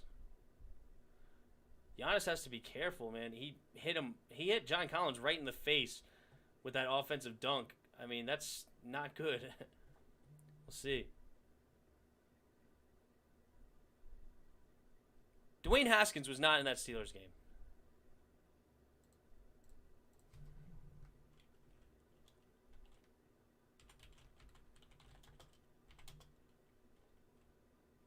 Washington versus Alex Smith.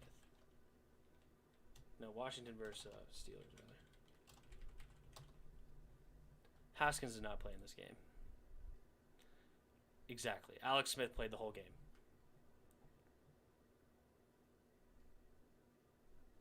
Alex Smith, 31 for 46. Yeah.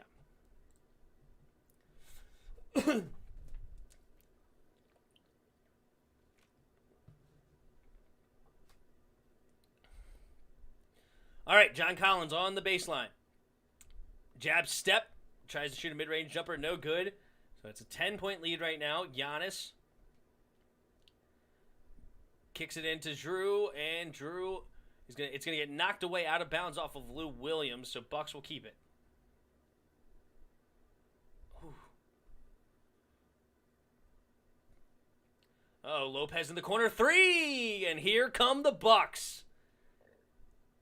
Lead went from 16 all the way down to 7 quickly. Just under 10 to go in the third quarter. Here, see if the Hawks can continue to put the foot on the pedal. Good shot there by Kevin Huerter. Fadeaway mid-range jumper is good. Zigzagging his way through the defense. Middleton getting a pick from Giannis. And Giannis gets the ball from Middleton, and he makes a tough lay-in. Wanted a foul, didn't get it. Huerter working on Middleton. Good pass inside to Capella, but Capella is going to get fouled inside. That'll be on the floor, so an inbound pass coming. For some reason, you right.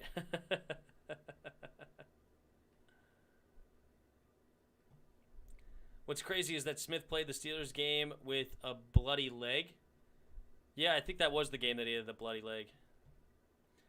Bogdanovich kicks to Lou Williams. No, they're going to call a travel on Bogdanovich.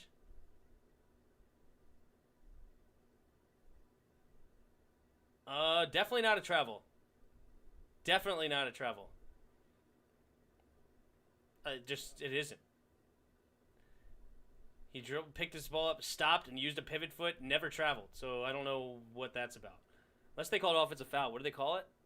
Oh, they called it an offensive foul. Okay, so yeah, I didn't see a travel. But P.J. Tucker attacking the basket and drove the baseline and gets the shot. Oh, but no, it's going to be an offensive foul beforehand. No bucket. Brooke Lopez is going to get called for the offensive foul. He must have held somebody away from trying to block Tucker here. Let's take a look. Oh, I mean, that's a box out. Okay.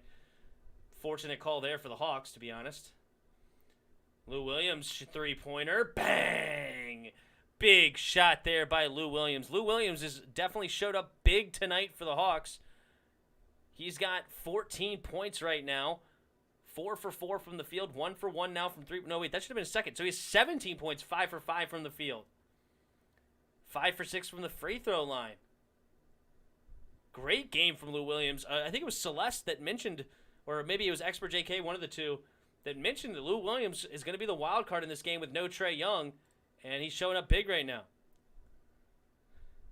Oh, big three by... No, Bogdanovich could not knock it down. Oh, they're going to call a foul, though. John Collins on the rebound.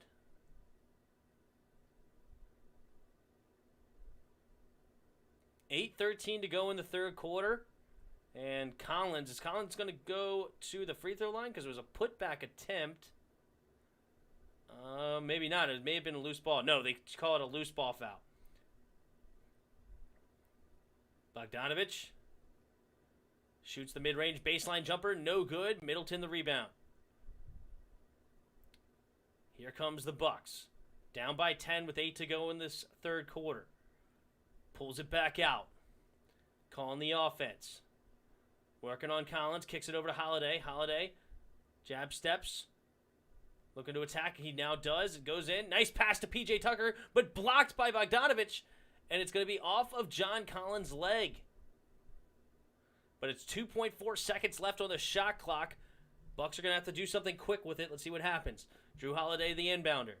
Gets it to Giannis. Giannis attacking the basket. Step back. Fade away. Gets it with... Got rid of it from his hands with 0.3 seconds left on the shot clock. And knocks down the little teardrop from about 6 feet out. 13-foot step back jumper. That is not what happened. He was not even close to 13 foot. Not even remotely close. Oh, nice pass by Drew. Oh, beautiful pass. Who's on the ground right now? Is that Giannis? Giannis is on the ground right now, grabbing his leg, and he just dropped the F-bomb. Giannis might be out of this series, guys. Oh, no. He is in pain. He just is grabbing his knee. And this could be it for the Bucks. Oh, no. Hyperextended his left leg. Oh, no. That could be it for the Bucks. I don't even want to look again because the hyperextension of his left knee, and he's holding it, and he dropped an F-bomb. He still has not gotten off the floor.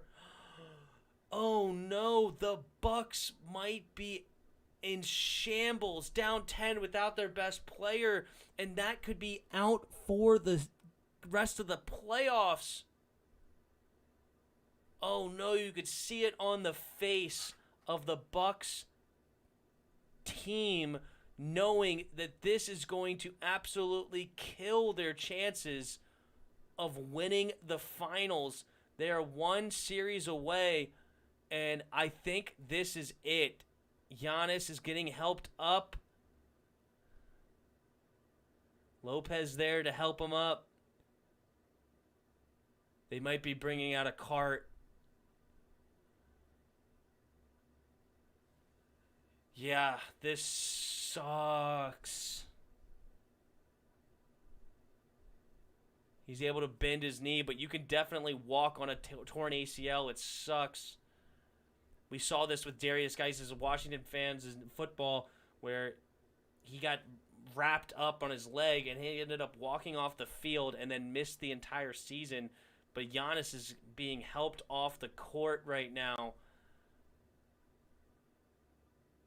And this is a disaster for the Bucks. Yep. Here comes Giannis. He's walking off the court, but that means nothing. With a torn ACL, you can walk and live a normal life, but you cannot play basketball.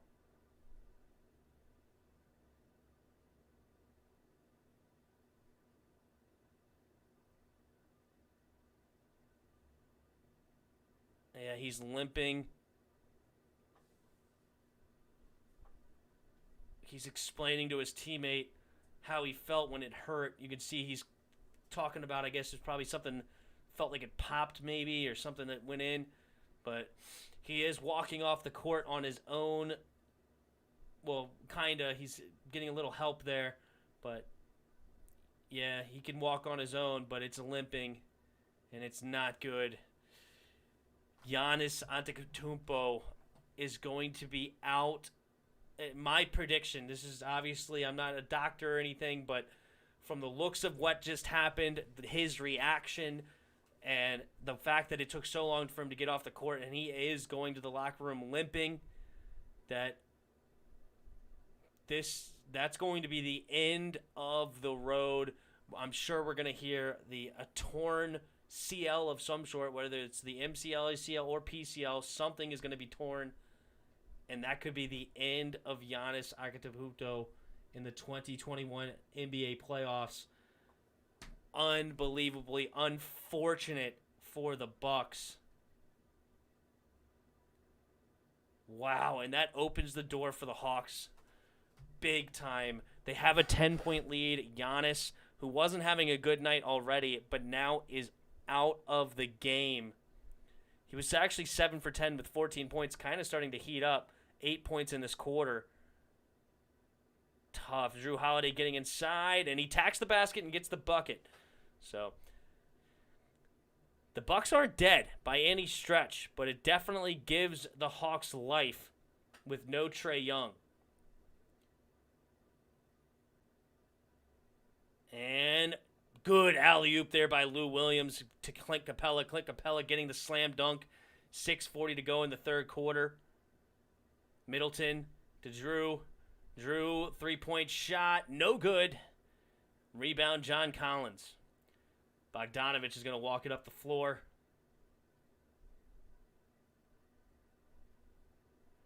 Up and under. And Lou Williams. Teardrop. Right now, Lou Williams is 6 for 6 from the floor with 19 points. What a night from Lou Williams.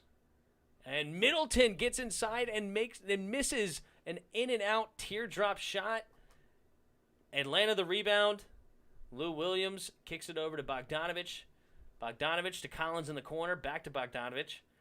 Bogdanovich looking to get a pick from Clint Capella. He does. Oh, he lost it, but it ends up in Lou Williams' hands. 5 seconds on the shot clock. Lou Williams pump fakes. Kicks it to Bogdanovich. Three-pointer. Bang! And it's a 15-point deficit for the Hawks now.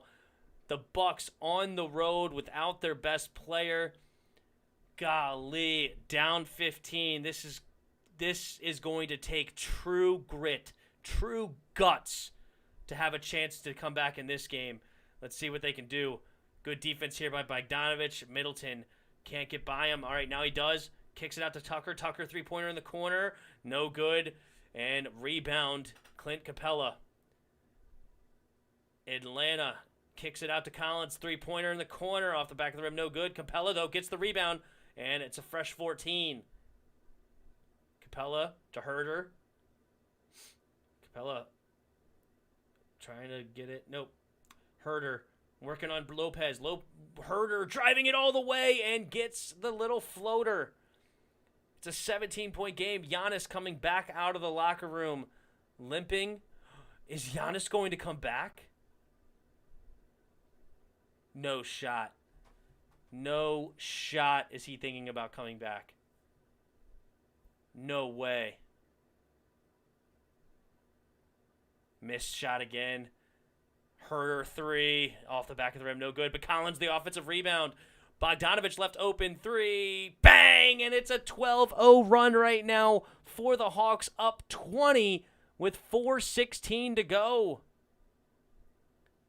Take out Collins and put in Onika. Yeah. Man, oh man. I don't know how to feel yet. I don't know what the situation is right now with Giannis. Is Giannis going to come back into this game? Ooh.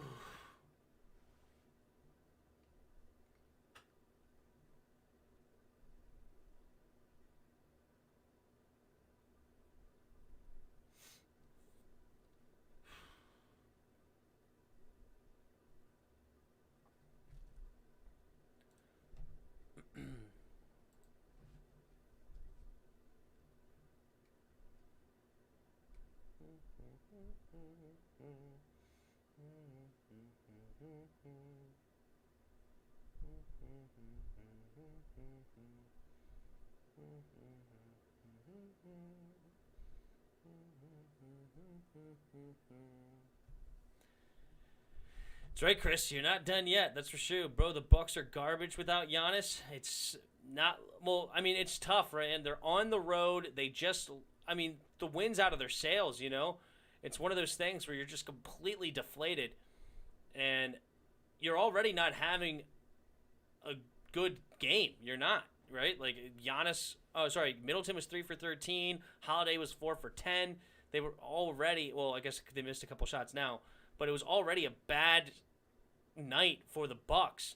And then on top of that, you lose your best player potentially. And what everybody's thinking is that he's out for the playoffs. If he's out for the playoffs, then this is bad.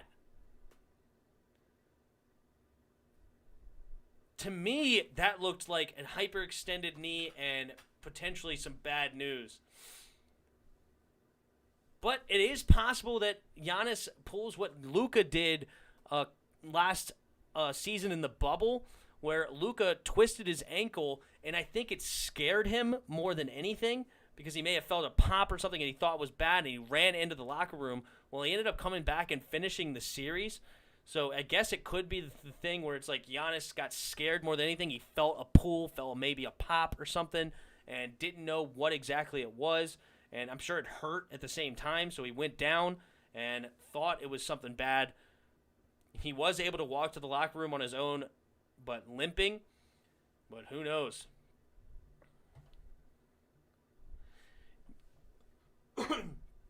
Giannis isn't back in the game yet. He did come back out to the sideline, to the bench, but I don't know if he's actually going to enter the game. Let's see if he does. It hasn't listed him, according to ESPN, or I'm not back on the game yet, as he has entered the game.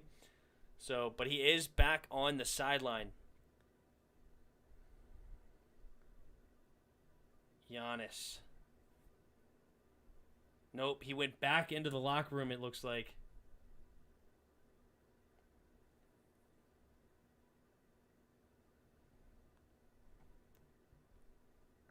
Herder with 10 points. Bogdanovich has 15.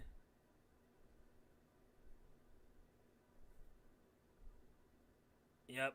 No Giannis yet. Giannis went back to the locker room, still limping. Portis enters the game. Drew Holiday looking to attack. Pump fakes. Left hand. No good. John Collins the rebound. Yeah, this does not look good. It would take an absolute miracle. Like, the mental fortitude the Bucks would have to come back in this game. It would be one of the most impressive things I've ever seen if the Bucks come back and win this game. Seriously, like, it would be one of the most impressive things in sports. You're already having an off night. You're on the road in a hostile environment in the playoff game, going against the 4 seed in the playoffs who's won a game already in this series. And even without their best player, but they're feeling good. The crowd's into it right now. It's a 20-point lead. And then on top of everything, you lost your best player, the 2-time MVP, knowing that you're probably this is probably the curtain call for you now. Even if you make it to the finals, you're probably not winning it now without Giannis. It would be one of the most impressive comebacks in sports history, seriously, if the Bucks come back and win this game. It would be unbelievable. It's almost impossible. Bogdanovich, step back 3, and now it's a 23-point lead. Bogdanovich, 6 for 10 from downtown. That's all he's made. Middleton, spinning, attacking the basket, and he does get it to go. Good shot there by Middleton. Middleton's going to have a crazy last 15 minutes of this game. Lou Williams, he gets inside, little floater, no good, and it's rebound. Drew kicks it up to Middleton. Middleton attacking Euro step off the back of the rim and somehow finds a way down into the bottom of the net. So it's 58-77.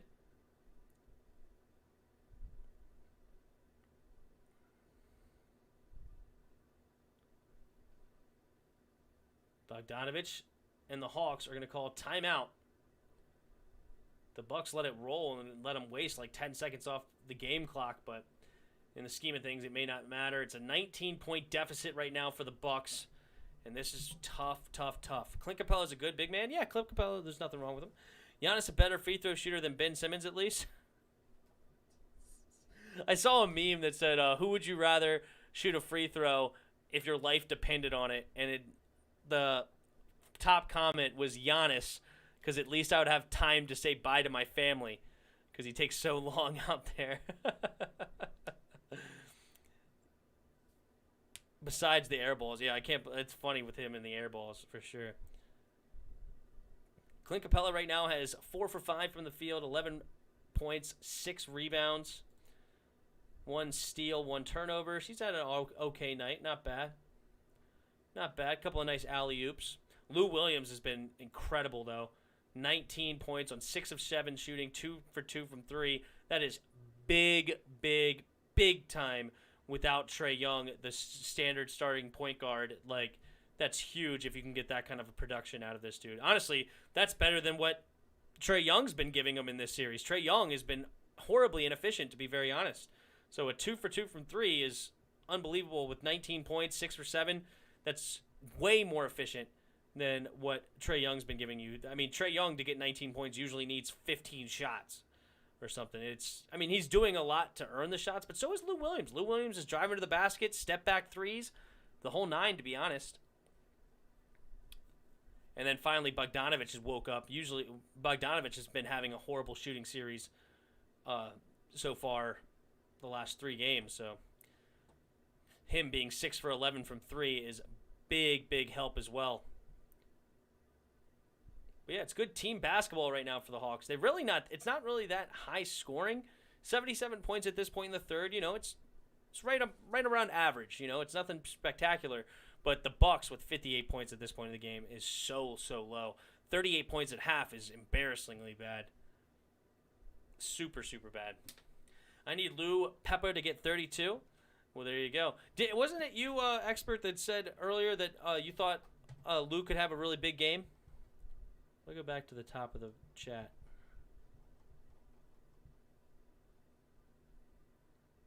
Yep. Expert JK, there you are.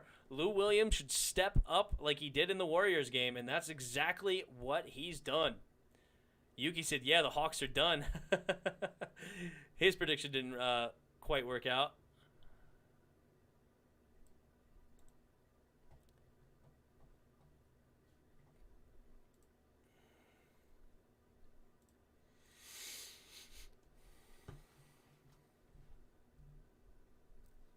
You did say the Hawks would win.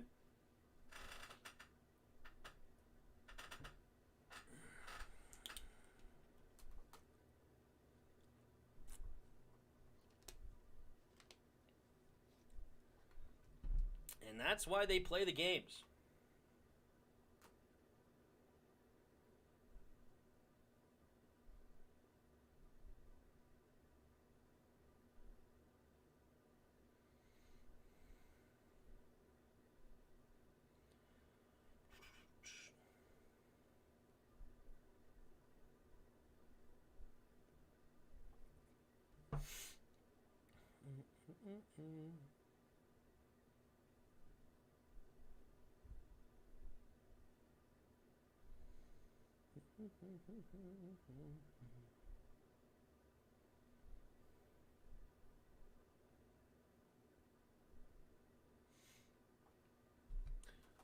Bucks don't have enough shooters, and they have a lot of veterans.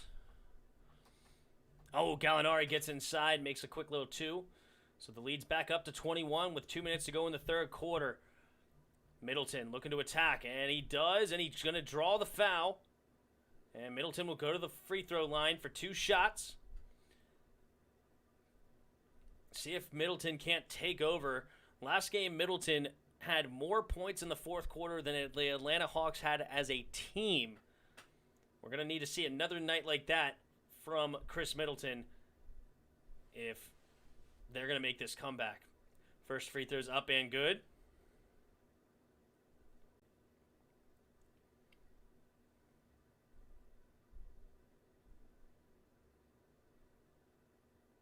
Second free throw is good. So, 79-60, 2 minutes to go. Nunn back in the game for the Hawks. We got Nunn, Collins, Gallinari, Herter, and Reddish in the game for the Hawks. Portis, Forbes, Connaughton, Middleton, and then who's number 5? I forget who's number 5 is. Is that Teague? For real? No. Is it? Is Teague number 5?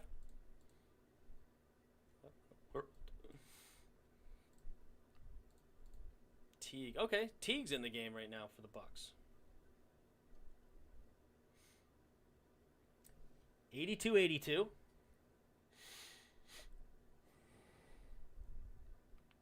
82-62, excuse me. Gallinari on the block. Looking to work on Middleton. Attacking. Pump fakes. And fouled hard by Middleton.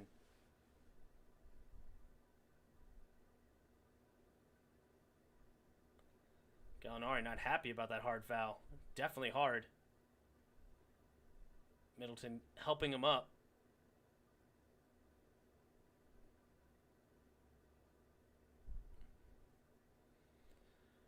So 4.2 seconds, but that's the foul, so that'll go up to 14.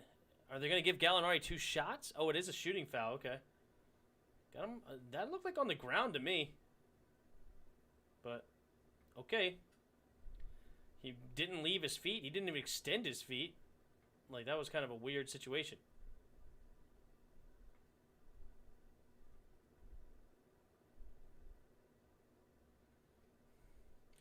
Was Middleton smiling after that?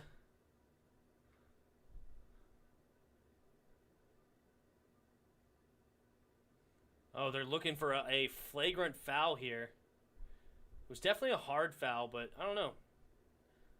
I wouldn't call this a flagrant. I think that'd be a tough call if that's a flagrant. Bucks don't have shooters, and they have a lot of veterans. Yeah, I don't like the Bucks shooters at all. I agree with you on that. I 1,000% agree. See what the refs are going to say here. I think it was a good hard foul. He did not hit him in the face. He hit him across the arms. And he didn't want to let him get an and one.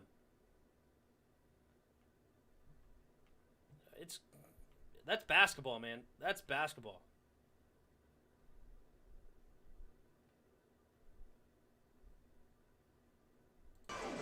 Common foul. We have 2 shots on the play. Yep, common foul. Good call, ref. Good call. Because, yeah, that's a common foul. I mean, come on. We can't call those flagrant, bro. That's a good, hard foul. Clean basketball. And it is what it is, man.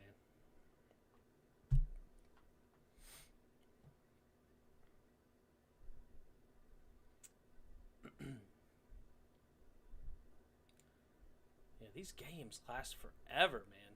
8:30. It's about to be 10:30. We're about to get into the fourth quarter. It's only 48 minutes of basketball. 48 minutes of basketball turns into 2.5 hours. Good grief.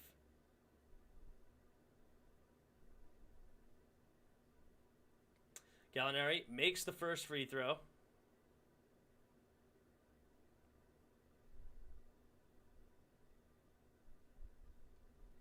And second free throw is good. All right.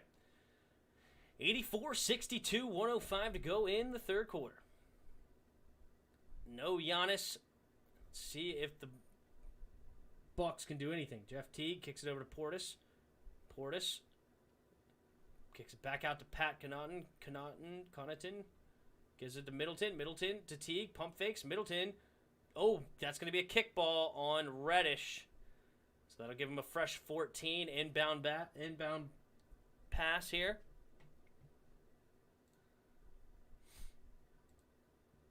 Middleton, the inbounder, gets to Teague. Teague thought about the three, didn't like it, and drove instead, and throws it at the hoop. No good. Herter the rebound.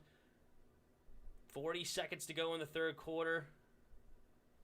And here comes the Hawks. Reddish, he jacks up a three. Bang! Cam Reddish wakes up with a three-pointer.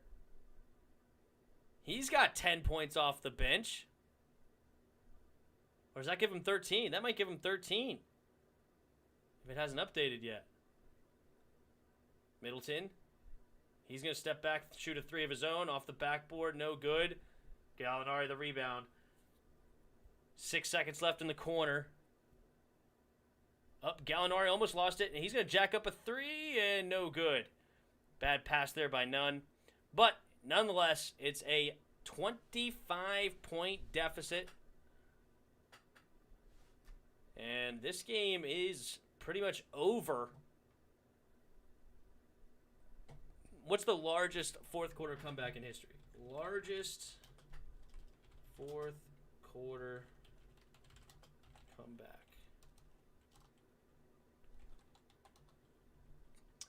Milwaukee Bucks, actually, were the one against the Hawks. Hold the phone. Hold the phone. You know what they say. History repeats itself. The Milwaukee Bucks were down 29 points to the Atlanta Hawks and came back to win 117-115. This game is the largest fourth quarter comeback in NBA history. No shot. This was back in November 25th, 1977. Milwaukee's junior Bridgerman led the comeback effort with 24 points and held off Atlanta's high scorer John Drew with 30 on the night.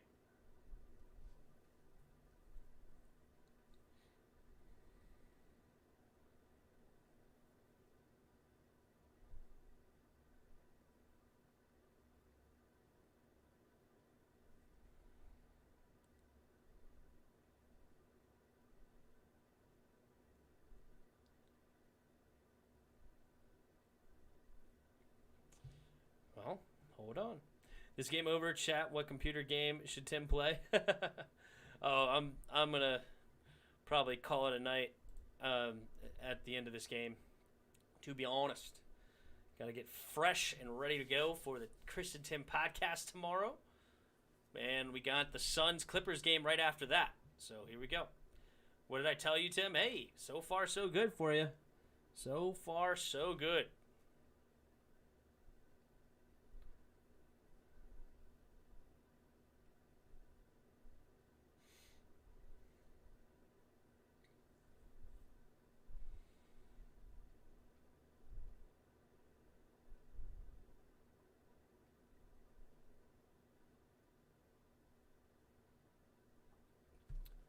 That's like the fifth largest comeback. Oh, it's the fifth largest comeback, but it's the largest fourth quarter comeback. Down 29 points to the Longs, came back to win 117-115. The game is the largest fourth quarter comeback in NBA history.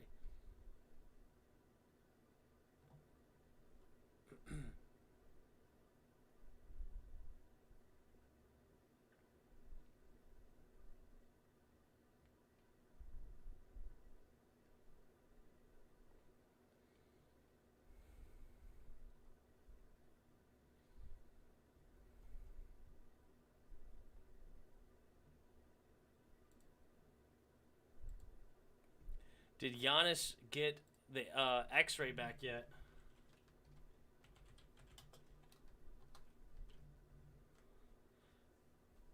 Left knee hyperextension has been ruled out for the remainder of tonight's game. He's out of the box with a hyperextended left knee. Tonight's game per Bucks PR. Not returned tonight with a knee extension. Okay, so is that all it is? Did they get X-rays done or anything?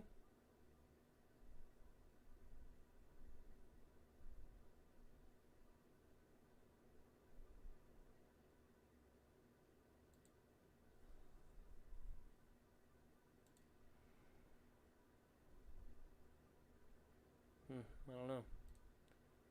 I guess they didn't give him an X-ray? I don't know.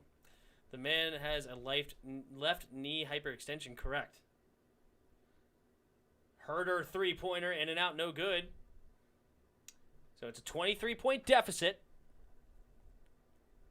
And they're not dead yet. History may repeat itself. Uh-oh, Drew Holiday. Oh, had a wide open three. Bobby Porter's the rebound, though, and he gets the putback. All right, the lead's cut to 21. 11 minutes to go in the fourth quarter. Lou Williams poked away by Drew. Drew lets Lou Williams get around him that time. Then almost poked away again, and it's going to be a foul called against Forbes. Let's see what happens here.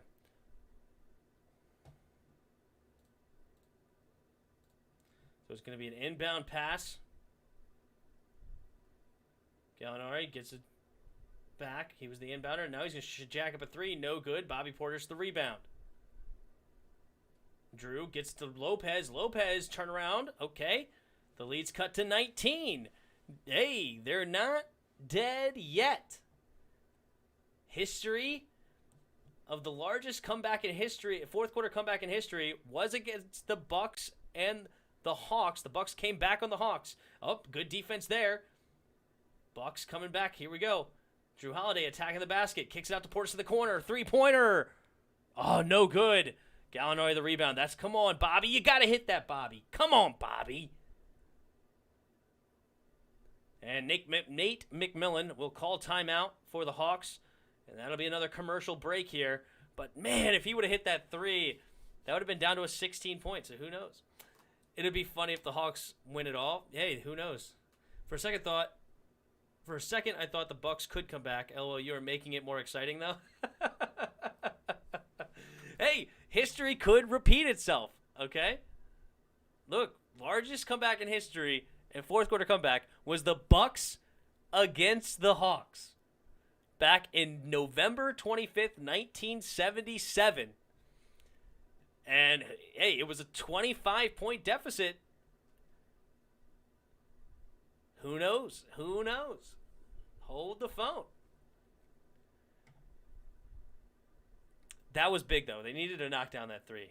If they knocked down that three, that would have made it even more fun. But for now, we got to deal with they did not make the three.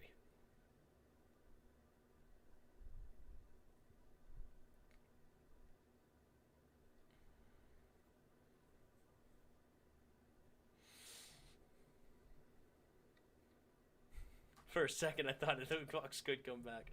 Could you imagine? That'd be an insane comeback. But I'm here for it, baby. I'm here for it. Who's here for it? Come on. Come on, right? Come back in the chat.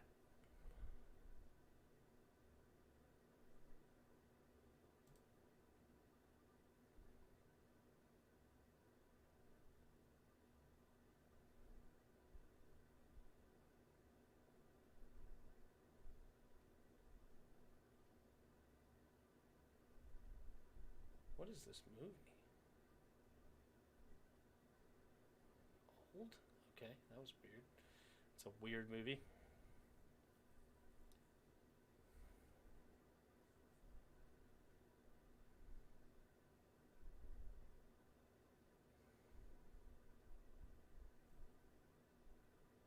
There we go. Local Trap is here. Let's do it. Let's do it.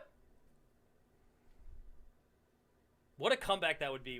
What a storyline this would be. This would be the most insane game, like, in NBA playoffs history, right? Like, the Hawks before the game, they lose their best player, highest scorer in Trae Young right before the game. He announces he's out in an unfortunate fashion where he gets tripped, or like basically gets tripped up by the ref by accident, where he gets knocked out of the next game. But then the Hawks, who are a big dog coming into this, oh wow, my pitcher is actually on a no-hitter right now. Let's go, Marquez. Anyway, but then the Hawks, who are big underdogs, come out firing and take a big lead to start this game. The Bucks try to claw their way back, but hey, it ends up being a 15-point deficit at halftime, or 14, I think it was 52-38, I believe, or 51-38. It's 13-point deficit. That's what it was. So big deficit for the team that lost their best player. Well, here comes Giannis. Giannis trying to pull his team back, but then their best player gets knocked out of the game, and then all of a sudden the Hawks go on a 12-0 run and extend this lead out to as much as 25 points. And then without their best player, the Bucks climb all the way back to win this game. That would be insane. One of the best games in history. Like, seriously. Like, could you imagine a better game? I don't know. I don't think so. And the only way it would be better is if it was won on a buzzer beater. That would be fun. All right, here we go. Gallinari gets a pick. Gallinari, they're up by 19. 87-68. Under 10 minutes to go. Bogdanović shoots a three. No good. All right, here we go. Good defense there by the Bucks. And he kicks it up to Bobby Portis. Bobby Portis is going to lose it. Oh, no, a turnover. Not what the doctor ordered at all. Almost. Ugh. All right, got to get another stop, though, if you're the Bucks. Herder kicks it over to Lou. Lou, guarded tough by Drew. Lou and Drew. Bogdanović shoots a wild three off the side of the rim. No good. And saved by Forbes. And it's going to be knocked out of bounds off of Capella. Bucks get it back. They're down 19 with 9:12 to go. They're not dead yet. I'll make you a Tim Sports Talk website. Sounds good. Forbes with the three. Okay, here it comes. 87-71 with under 9 minutes to go. Lou Williams driving. Oh, finally the Hawks get on the board. So it's 89-71, 18-point lead. Here comes the Bucks. Drew Holiday attacking the basket. He spins around, gets a little hook shot, gets it to fall. 86-73, 8:40 to go in the fourth quarter. Bogdanović walking it up court for the Hawks. Gets it to Capella. Capella gets it back to Bogdanović. Bogdanović looking to drive. Left wide open. Oh, no, they didn't protect the basket. Lead back up to 18. Drew Holiday. Working on Gallinari. Driving the baseline. Fadeaway jumper. No good. Bobby Portis, though, there. Back for the tip-in. Bucks trying to stay in it. Here comes Middleton. Middleton going to enter the game again for the Bucks, who took over the fourth quarter last game. See if he can't do it again. Capella gives it to Lou. Lou Williams, pump fakes, guarded by Lopez now. He has to kick it back out to Herder. 5 seconds on the shot clock. Kevin Herder driving the lane. Oh, little push there, no call, and Kevin Herder gets the teardrop. 93-75. Drew Holiday gets it on the block to Lopez. Lopez guarded by Capella.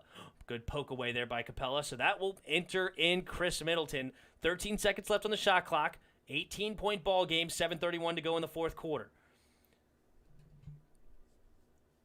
We're looking to see if the Bucks can repeat history for one of the largest fourth quarter comebacks, where the Bucks did it to the Atlanta Hawks way back in the day. Forbes left wide open, but can't make the open three. You gotta make these threes to come back. Bobby Portis missed one in the open three-pointer, and now Forbes missed one. Come on, Bucks. We want to see history. Kevin Herder, guarded by Lopez. Kevin Huerter driving, gets to Capella inside. Capella loses it, but gets it back. Capella double-teamed. He's going to shoot it way... Shut up. Shut up. Capella just did a fadeaway jumper at the buzzer behind the backboard. Teardrop swisheroonies. Brook Lopez 3, no good. And it's going to be out of bounds off of Capella. Tim, stop researching things from 1977. Look at this shot. Clint Capella just slings it at the hoop. Mutombo's like this. No way. Oh, Bobby Portis stolen by Kevin Huerter, though. Kevin Huerter coming the other way, kicks to Lou Williams. Lou Williams, three-point jumper, no good. Bobby Portis the rebound. Portis gets to Middleton. 6.5 to go, 20-point game. Drew Holiday kicks it back out to Portis.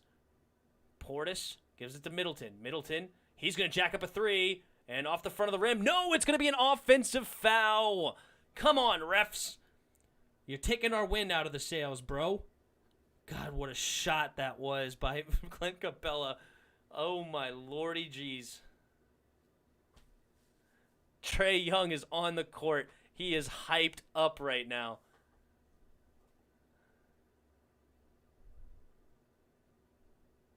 All right, Cam Reddish bringing it up court for the Hawks. Up by 20 with just over 6 to go in the game. Bogdanovich getting a pick from Capella. Bogdanovich trying to pass inside, stolen by Portis, saved by Pat, but no, it's going to go out of bounds with 5 seconds on the shot clock for the Hawks. Hawks will get it back, though. Good hustle there. Got a little hardwood burn there for Pat diving for that ball. Who's going to be the inbounder? Nobody wanted to be the inbounder? All right, here comes Cam Reddish to volunteer. Reddish will be the inbounder. Here we go. Reddish to Bogdanovich. Bogdanovich, he's going to jack up a 3, step back, nope. Rebound Lopez. Here comes Middleton. 6 minutes, just crossing over the 6-minute mark in the fourth quarter. Pat Connaughton driving the lane, and he takes it all the way. And 1 foul! Okay, stop it. Pat Connaughton will go to the free throw line here with an and 1. Wow, I don't think there was a foul. Pat Connaughton kind of sold it like he got hit in the face. But, hey, the refs aren't even looking at it. So here comes Pat with the free throw. I thought I'll go see you later. All right, well, you're going to miss the greatest comeback in history. Connaughton makes it. It's 95-78, 5:53 to go. Cam Reddish gets it over to Clint Capella. Capella to Lou Williams. Lou Williams driving, alley-oop attempt, and he does get it. 97-78, 5.5 to go. The Bucks. In and out dribble, kicking it out to Portis. Portis left open, pump fakes it. Driving the baseline, little floater, no good. All right, the comeback might be. I'm starting to lose it. Starting to lose faith. Come on, Collins, miss it for me. Nope, Collins makes it, and it's back up to a 21-point game with 5:15 to go, and the Bucks will use a timeout, and that seems to be the dagger. 2 missed 3-pointers by the Bucks left wide open could have made this game a lot more interesting, and it's unfortunate that this is turning into a blowout. You know, it's always nice to have a fun, good game, but that is not the case so far. Want to react to the videos? It's 10:37.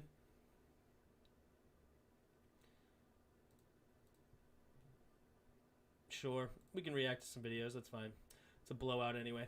All right, let me change the title of the stream.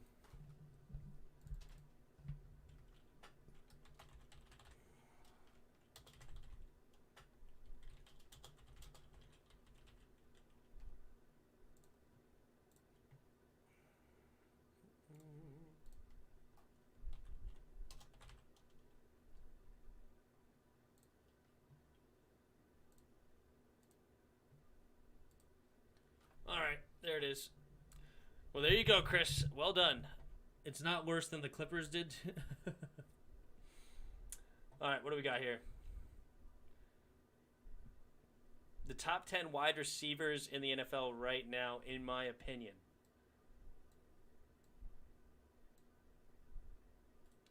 It's true, Chris. You are still in this thing. You're not dead yet. So in this video, we will here be we go. going over the top 10 receivers in the NFL. Okay, before he lists his, so what's mine? Let me see here. Let me pull up some notes here.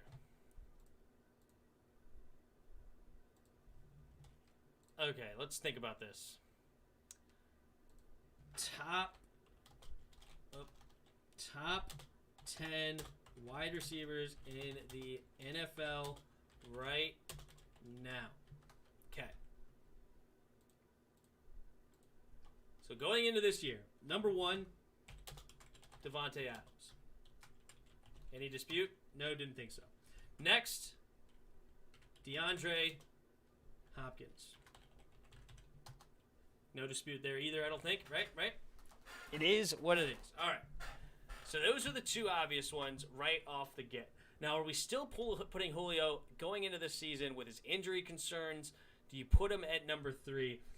I'm going to hold off for a second. I'm going to think about this a little longer. So who's going to put at number 3? Got to think about who is in this conversation, right? I'm just going to write some names real quick. So we got Michael Thomas. We got Terry McLaurin. We got DK Metcalf. Not saying I'm guaranteeing to put these guys in. I'm just writing down some names. We got A.J. Brown. We got Julio. Who else we got in this conversation? You could put Mike Evans in that. We can put Keenan Allen in here, maybe.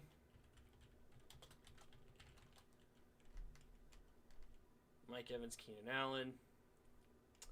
You can put OBJ in this conversation. Amari Cooper.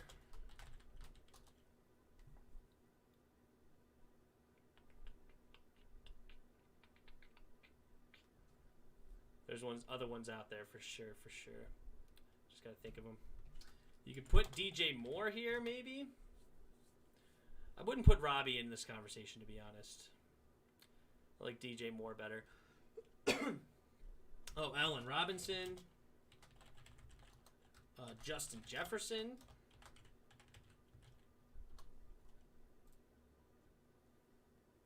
Still in this thing, it's true. I'm not trying to make sure you don't witness the massacre of the game. You're fine. I was excited about the comeback, but it didn't happen. Okay, so Justin Jefferson you have. You still have Adam Thielen. Kind of the same boat as Julio, though. Excuse me. Oh, of course, Tyreek Hill.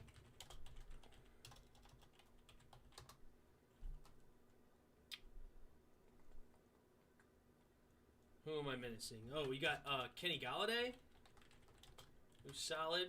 Oh my gosh, I missed another obvious one. Stephon Diggs.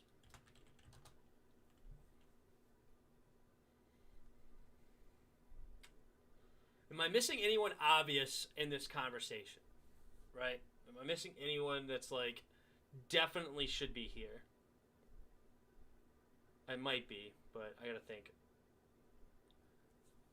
I wouldn't put anybody on the Bengals here. Nobody on the Lions. Nobody on the Packers, Vikings. No.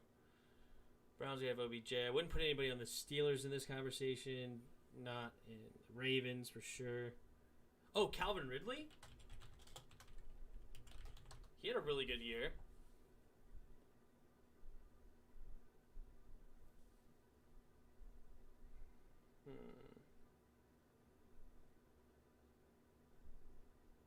Alright, you guys tell me in the chat if I'm missing somebody obvious that should be in this conversation. So this is the names I'm going to work with for now.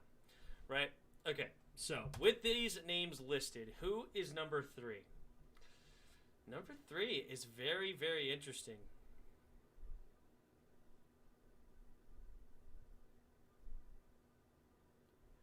Very interesting. Who could be put at number 3?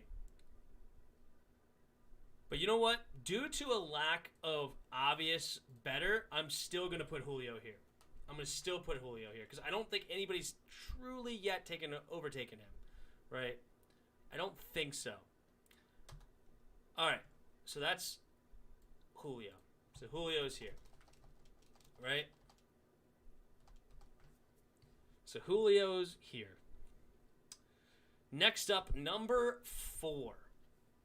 Who to put at number 4? Just right off the gate, names I'm thinking of are names like Stephon Diggs, Tyreek Hill, Allen Robinson. Those are names that I'm thinking of to put potentially in my top 5. I don't think I'm going to put OBJ in my top 5 anymore.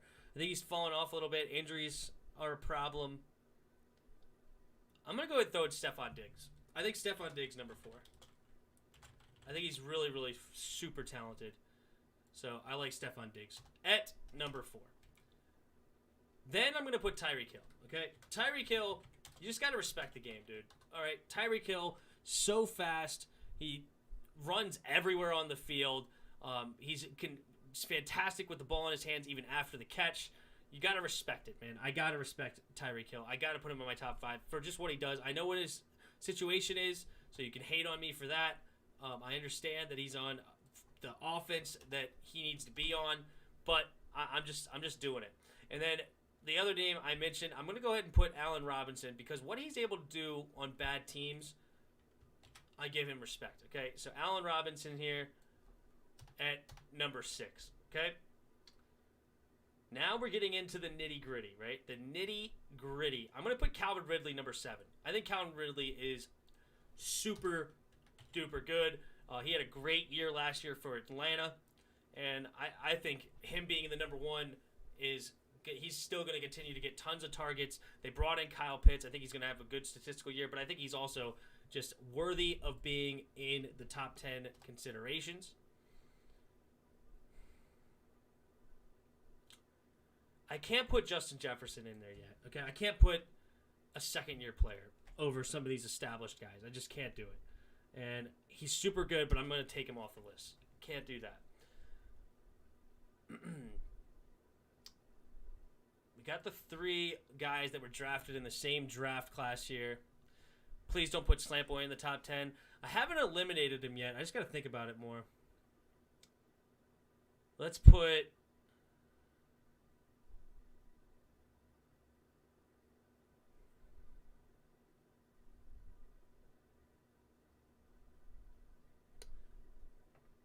I'm thinking about putting Terry, man. I love Terry McLaurin. I love him. You know what? Same reason as Allen Robinson. We're doing it. We're doing it. We're doing it. Then we're going A.J. Brown.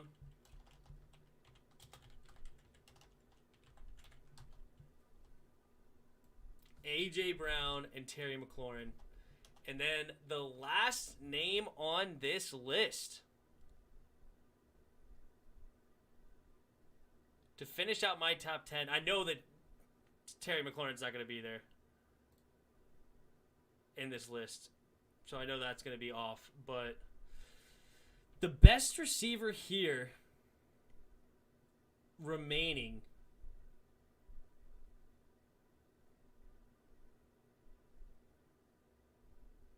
and I think he's going to be great this year.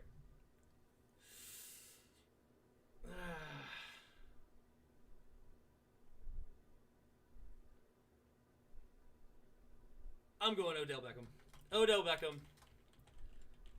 You know, he's still extremely talented player. He could do so many different things. I'm going Odell Beckham Jr. as my number 10. I'm going to go Keenan Allen at number 11.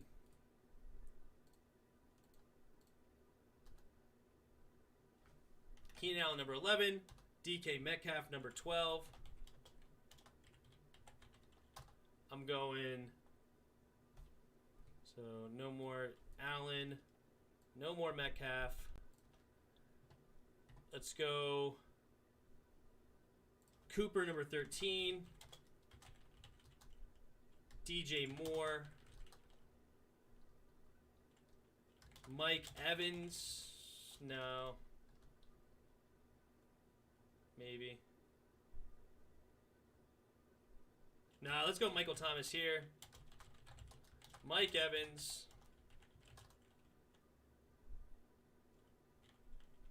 Adam Thielen. Kenny Galladay.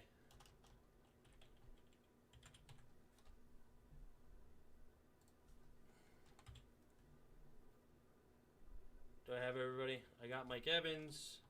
Got Michael Thomas. Got Cooper, DJ, Adam Thielen. Okay, I got everybody. So there's my top 18 receivers off the top of my head. And then I'm going to put Justin Jefferson, number 19, because that's the last guy I listed. And should I just round out the top 20 just for a good measure? Number 20 on this list. Number 20.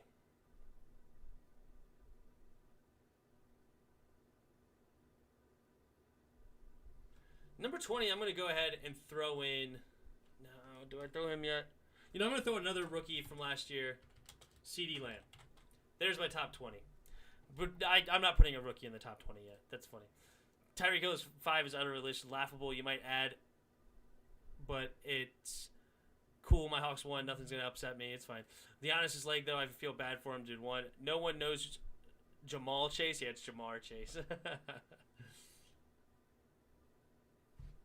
Uh-oh. My pitcher is 3 outs away from a perfect game. Or from a no-hitter.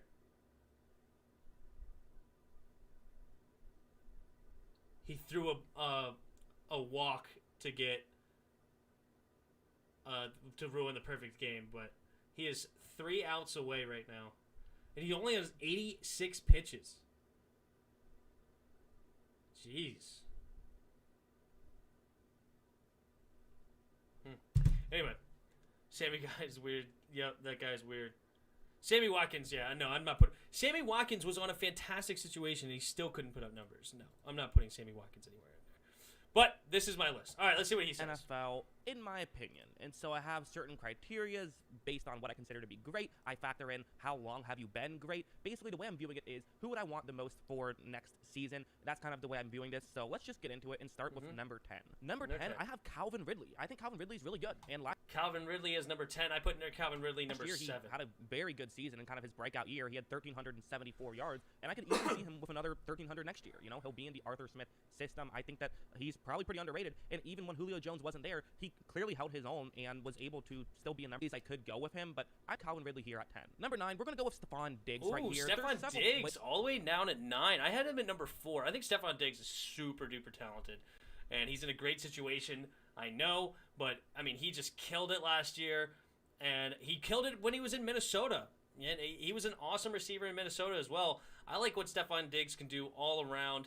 And I think he should be higher than number 9. I'm deciding to go with him at 9. He's kind of one of the more tricky guys to put on this list. He did have over 1,500 yards last year. That was the first year we kind of saw him, I think, truly break out and be like a dominant one receiver that we can all agree top 10 guy. Before this, he kind of averaged around 1,000 yards. So some people might have him a little bit higher. I think you can make an argument for him being even top 5, depending on what your criteria is. But I just want to see it one more year before I'm going to move him up to the top 5. Number 8, I'm going Keenan Allen. Now, Keenan Allen, number 8. I had Keenan Allen, number 11. I do respect Keenan Allen in the top 10, career, he hasn't been a 1,000-yard guy every season, and part of that has just been injuries. But especially lately, he's really picked up for 1,000 yards a season. I'm not sure if Allen has ever had a season that Diggs had last year, but Allen has been more consistent for a little bit longer. So I'm giving Allen the slight edge over Diggs. But you could have Diggs ahead of Allen. I think it depends on how do you quantify what is best. Number 7, I'm going Allen Robinson. He's another guy that I think people will Allen argue. Robinson, I have number 6.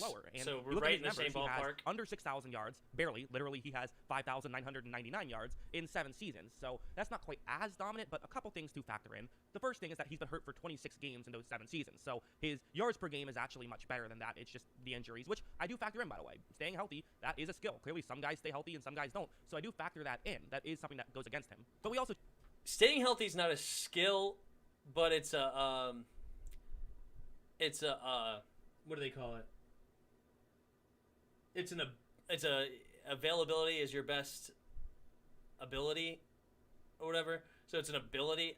Did you say ability is a skill? I think it's, I don't know. You just have to factor in sort of the tough I would say situations availability. he's been in. It's Played 4 years in Jacksonville, did have a 1,400-yard season there, and then he played 3 years with Chicago. These aren't exactly places with fantastic quarterbacks.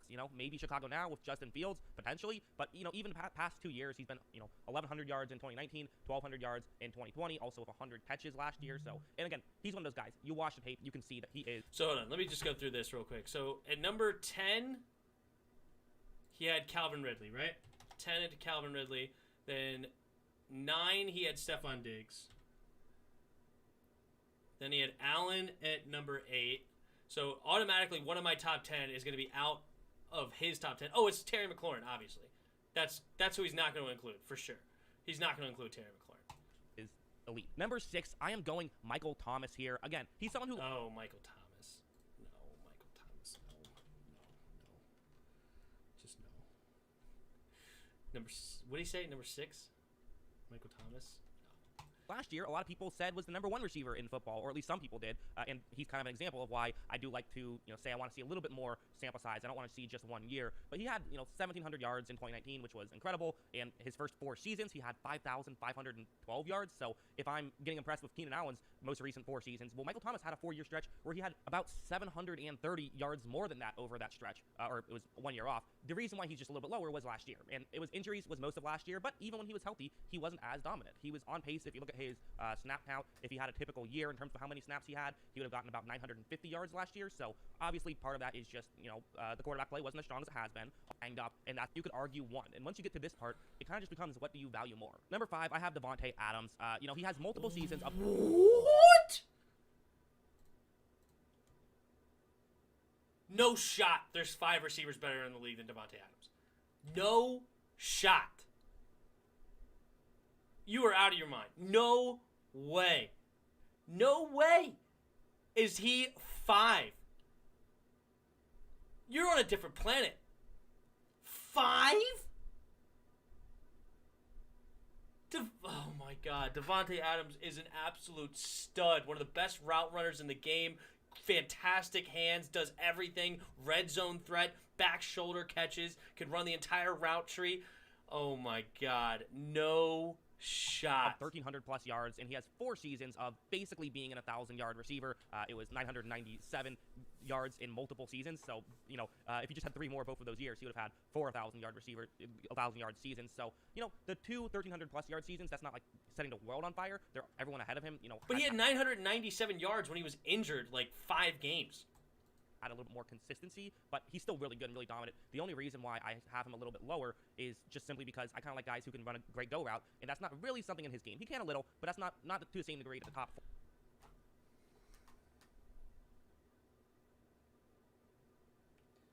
You knocked him down all the way to 5 because of one route, the go route, even though he's one of the best back shoulder catches in the league, which is a part of the go route. 4 guys can. It's someone who can get those big chunk plays. Oh, who won the game? The Hawks crushed it by 22. A lot of what Adams does is sort of those medium plays, but he will have the occasional chunk play as well. Like, for example, each of the past 5 seasons, he does have at least one play of over 50 yards, so he will get the occasional breakout play. But his average yards per catch is 12 yards, almost on the nose, so, a little bit lower. But again, we're nitpicking at this point. He's a great receiver. He really is. And again, if you argued him number 1, I wouldn't be mad at it. I would understand it. That's your criteria. That's what you look for. Number 4, I have Mike Evans. He's another guy who... Stop. Mike Evans... Mike Evans over Devontae Adams? You have lost your mind. You've lost it. Jackson Kruger? Mike Evans is not top 5. Just because you could go over somebody and get it because you're 6'5" doesn't mean you're a top 5 wide receiver. Mike Evans. I think some people will have Adams and Thomas and maybe even Allen Robinson ahead of. I personally, again, I like the fact that he can go deep. I also like that he stays healthy. The stat that people bring up is that he's the only wide receiver in NFL history to have 1,000 yards in his first 7 seasons. No one else has ever done that. He's 10th in terms of receiving yards through 7 seasons in NFL history, so he's racked up a good amount of yards, and he's had a higher high than a lot of the guys below him other than Michael Thomas. His season high, or his career high for 1 season, was over 1,500 yards. Adams hasn't done that. Robinson hasn't done that. Allen hasn't done that. Diggs has, but he's hasn't had the consistency that Evans has had. So that's why I have Evans here. Again, you could have him a little bit lower. I am a Buccaneers fan. Maybe that's maybe I'm a little biased. But there it is. There it is. And the truth comes out. He's a Buccaneer fan. No. Mike Evans, you could put him higher than 16. I just don't like that. He's really not a great route runner. He's actually kind of slow. He's hard to get separation. He's just great at going over and get it. He's a good red zone threat. He gets a lot of touchdowns. But Mike Evans, to me, is not a great all-around receiver. He's almost like a big tight end, right? Because Mike Evans, I don't think is really fast, if I can remember right. Evans, he doesn't get separation. It's like Michael Thomas. Mike Evans, 40 time. Yeah, 4.53, nothing great, but he's almost 6'5". What in the world? 6 and 43 fourths?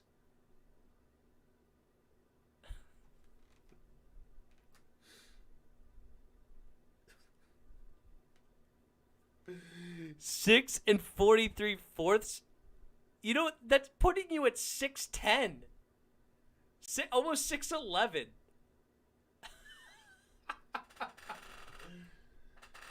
What are you doing? This thing says Mike Evans is almost 6'11". He's like 6'5". But 6 and 43 fourths. I've never seen anything like that. That is hilarious. I think this feels fair at 4. Number 3, I'm going Tyreek Hill. And, okay, number 3 at Tyreek Hill. I disagree with him over... that's Wikipedia. Don't rely on it. Yeah, it says he's almost 6'11". That's funny. Tyreek Hill, he put it number 3. I can respect that. I don't respect it at number. I don't respect him over Devontae Adams. That's just outrageous. But I like Tyreek Hill, and I put him at number 5 in my own list. As good as some of these other guys, but I'm not just a bulk stats guy. There's more stuff that I care about. I do care about the tape as well. I'm largely talking about stats in this video just because it's hard. I feel that's kind of the way you sort of have to talk about players is you need something to lean on. But stats are still good. He had 4,798 yards in the past 4 seasons. He also had just shy of 1,500 yards in 2018. And while I know some people will say, well, yeah, I mean, sure, he's great, but where would he be without Patrick Mahomes? Well, he still had 1,100 yards with Alex Smith, so probably pretty good. And again, he's another guy. You watch the tape, and especially when it comes to what I value, someone who can just get like a 70-yard completion, that's so valuable, and it matters so much that you can have that happen, in my opinion. So I love guys who can get chunk plays like that. That's why, in my opinion, he is a top 3 receiver in the NFL. Number 2, I am going with a guy who got traded for a number 2 pick, a round 2 pick, and that's DeAndre Hopkins. Where DeAndre Hopkins dominated. And then Julio number 1. But I like yards, which I think I said this in a video about Julio Jones. But for him, a 1,400-yard season is just another season for him. That's not even like that great of a year for him because that's what he does. I mean, this is a guy who averages 95.5 yards per game. I'm fine with Julio being number 1 like 3 years ago, or maybe even last year. But he's getting so old with the injury concerns. I think you got to knock him down a few pegs, and I'm okay with him at number 3 right now. But 1, 2. So I'm okay with Julio at number 1. That's fine because I think he's so super talented. I mean, 6'4", running a sub 4.4. The dude's a freak of nature. DeAndre Hopkins number 2. That's where I had him at number 2, so that's fair. Tyreek Hill at number 3, I think is too high. I think you got to put him behind Devontae Adams. But if you put him at number 4, that's fine. But number 3, I think is just one spot too high. Number 4 for Mike Evans is ridiculous. That's just no. That not even this. If you want to put him in your top 10, fine. You can put him at number 10 or number 9 or something like that. That's fine, but not number 4. That's outrageous. Number 5, Devontae Adams is no. That's again too low for. He's got to be top 3. He's an absolute stud. I mean, if you're talking about putting it on the film, Devontae Adams, film-wise, is insane. Okay, talk about a route runner, could do everything on the field. And okay, he's not the fastest dude. What did Devontae Adams run as well? Devontae Adams, 40 time, 4.56. So it's not that fast. But what did he run in the 3 cone? 6.82. Yeah, that's blazing. What did he run in the 20-yard shuttle? Does it say? 4.3. That's okay. It's not great. But this 3 cone drill, 6.82 is actually pretty darn solid. 73 percentile. Yeah, 33 percentile for the 20-yard shuttle. I didn't think it was that good. I thought it was okay. I mean, 33 percentile in the NFL was still good, but it's not You get what I'm saying, I think, maybe. But a 39-inch vert, 6'1", 212. I don't know. This dude is a freak. Number 6, people rate Mike Thomas way higher than I would have. That I think he should be. Mike Thomas is not a guy that gets a lot of separation. He's a guy that is in a great system, and they scheme him open all day. I mean, he's a good receiver. I mean, I have him in top 15 for a reason. He's still a really good receiver. But I think people, because of his stats, way out, put the stats too high, in my opinion. Number 7, where did he put number 7? Did I not write it down? Who did he have at number 7? Who did he put at number 7? Again. So that's kind of the interesting thing about Allen and Diggs is I'm not sure if Allen has ever had a season that Diggs had last year, but Allen has been more howdy. Some people would have him a little bit lower, and you look at his numbers. He has Allen Robinson. Under 6,000. Yeah, I put him at number 6. So Allen Robinson at number 7 is fine. I put him at number 6. I think that's reasonable. Keenan Allen at 8, probably a little bit higher than I would want him, but I can still, I'm not hating on that. Number 9, Stephon Diggs I think is way too low for Stephon Diggs.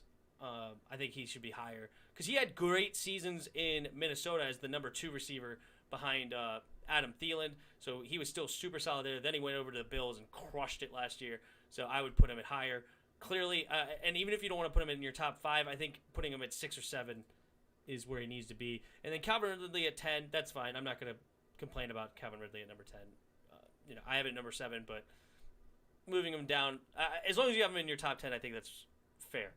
But anyway, that's my thoughts on this guy's top 10 and who I think is the top 10. Boom. With this guy trajectorying way up there, he could all of a sudden be top 10 next season if he has another year like he did last year. DJ Moore's another guy that could go up. Amari Cooper's probably right outside the top 10. I think that's fair. Terry McLaurin. You don't even know about Terry McLaurin. You don't even know. Okay? You don't even know. Just don't even know. But anyway, I'll be back tomorrow. We'll do the Chris and Tim podcast. And until next time, see ya!